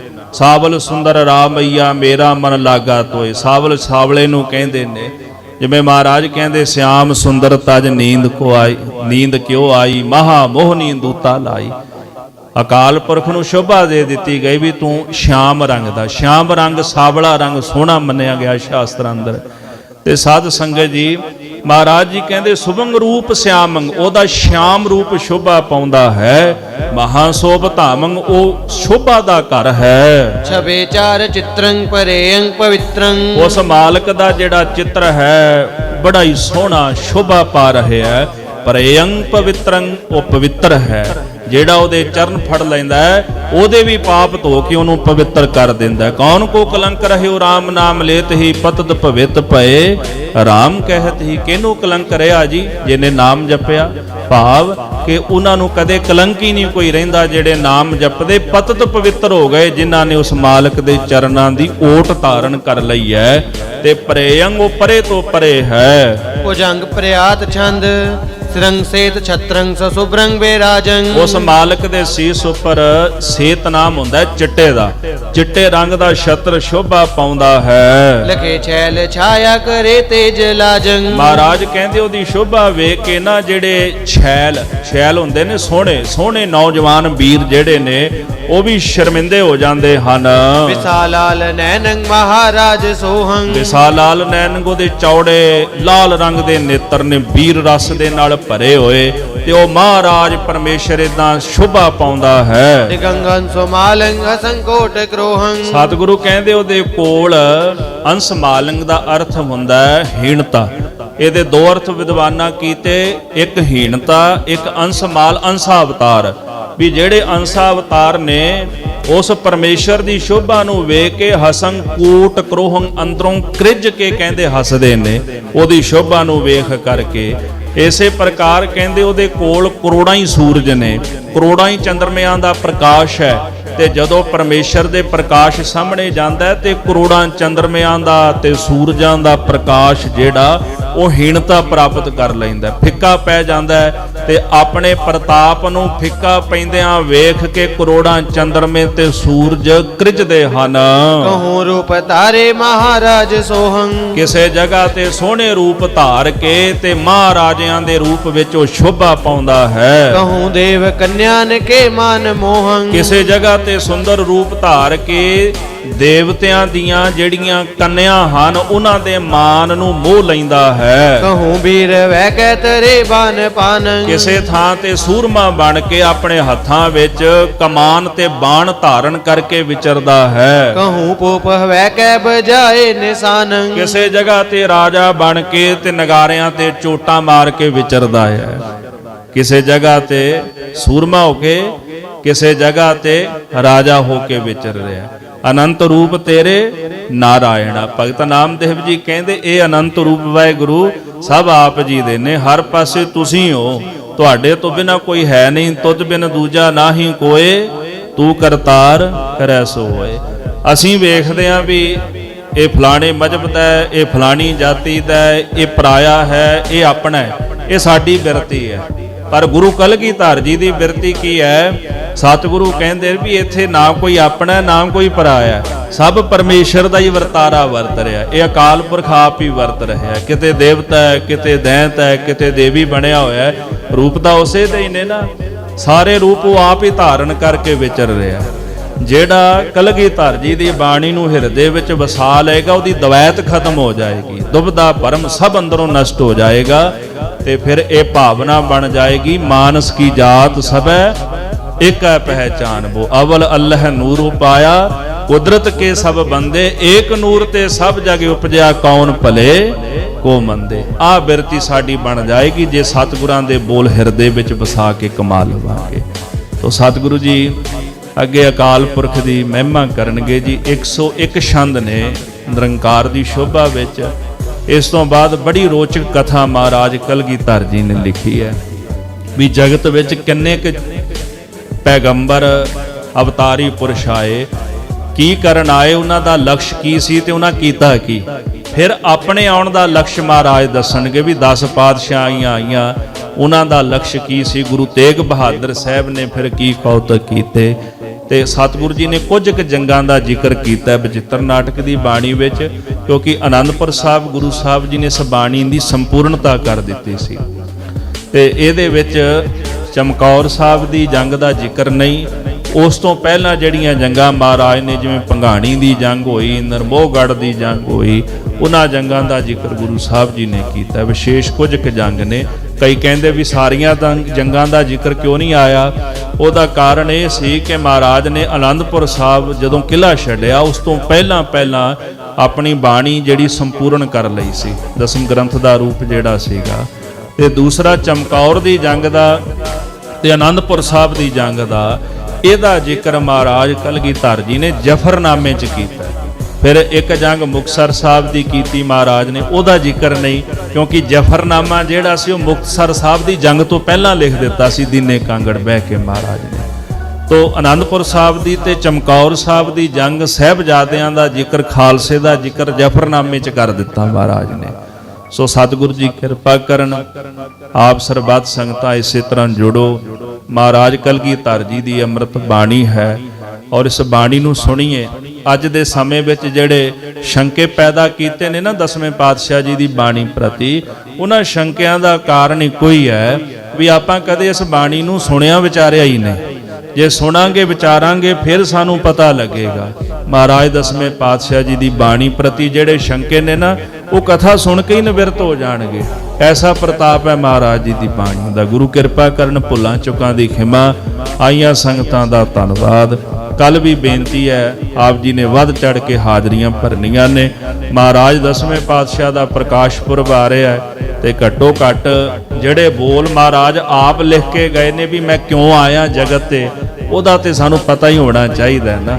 ਤੋ ਇਹ ਕਥਾ ਆਪਾਂ ਕੱਲ ਸਰਵਣ ਕਰਾਂਗੇ ਜੀ। ਇੱਕ ਸੰਗਤਾਂ ਨੂੰ ਬੇਨਤੀ ਹੈ, ਗੁਰੂ ਗੋਬਿੰਦ ਸਿੰਘ ਮਹਾਰਾਜ ਦੇ ਪਾਵਨ ਪ੍ਰਕਾਸ਼ ਪੁਰਬ ਨੂੰ ਸਮਰਪਿਤ 9 ਜਨਵਰੀ ਨੂੰ ਦਿਨ ਐਤਵਾਰ ਸਵੇਰੇ 10 ਵਜੇ ਗੁਰਦੁਆਰਾ ਸਾਹਿਬ ਗੁਰੂ ਅੰਗਦ ਦੇਵ ਕਲੋਨੀ, ਜੰਡੋਲੀ ਰੋਡ ਰਾਜਪੁਰਾ, ਇੱਥੇ ਅੰਮ੍ਰਿਤ ਸੰਚਾਰ ਹੋ ਰਿਹਾ ਹੈ। ਜਿਨ੍ਹਾਂ ਪ੍ਰਾਣੀਆਂ ਨੇ ਅੰਮ੍ਰਿਤਪਾਨ ਕਰਨਾ ਹੋਵੇ ਉਹਨਾਂ ਨੂੰ ਬੇਨਤੀ ਹੈ ਕਿ ਸਮੇਂ ਸਿਰ ਆਪ ਜੀ ਨੇ ਪਹੁੰਚ ਕਰਕੇ ਉੱਥੇ ਅੰਮ੍ਰਿਤਪਾਨ ਕਰਨਾ ਹੈ। ਤੇ ਜਿਨ੍ਹਾਂ ਨੇ ਅੰਮ੍ਰਿਤਪਾਨ ਕਰਨਾ ਜੀ, ਇਹ ਇਤਿਸਾਰ ਦੇ ਹੇਠਾਂ ਨੰਬਰ ਆਦਿਕ ਲਿਖੇ ਹੋਏ ਨੇ ਤੇ ਤੁਸੀਂ ਆਪਣਾ ਨਾਮ ਜਿਹੜਾ ਹੈ ਉਹ ਫੋਨ ਕਰਕੇ ਜ਼ਰੂਰ ਲਿਖਵਾ ਦੇਣਾ। ਇਹ ਬੇਨਤੀ ਆਪ ਜੀ ਨੇ ਪ੍ਰਵਾਨ ਕਰਨੀ। ਤੇ ਜਿਹੜੇ ਅੰਮ੍ਰਿਤ ਛਕਣ ਵਾਲੇ ਪ੍ਰਾਣੀ ਹੋਣਗੇ ਉਹਨਾਂ ਨੂੰ ਵੀ ਬੇਨਤੀ ਹੈ ਕਿ ਕਕਾਰ ਪਾ ਕੇ ਤੇ ਇਸ਼ਨਾਨ ਕਰਕੇ, ਕੇਸੀ ਇਸ਼ਨਾਨ ਕਰਕੇ ਆਪ ਜੀ ਨੇ ਉੱਥੇ ਜਾਣਾ ਹੈ ਜੀ।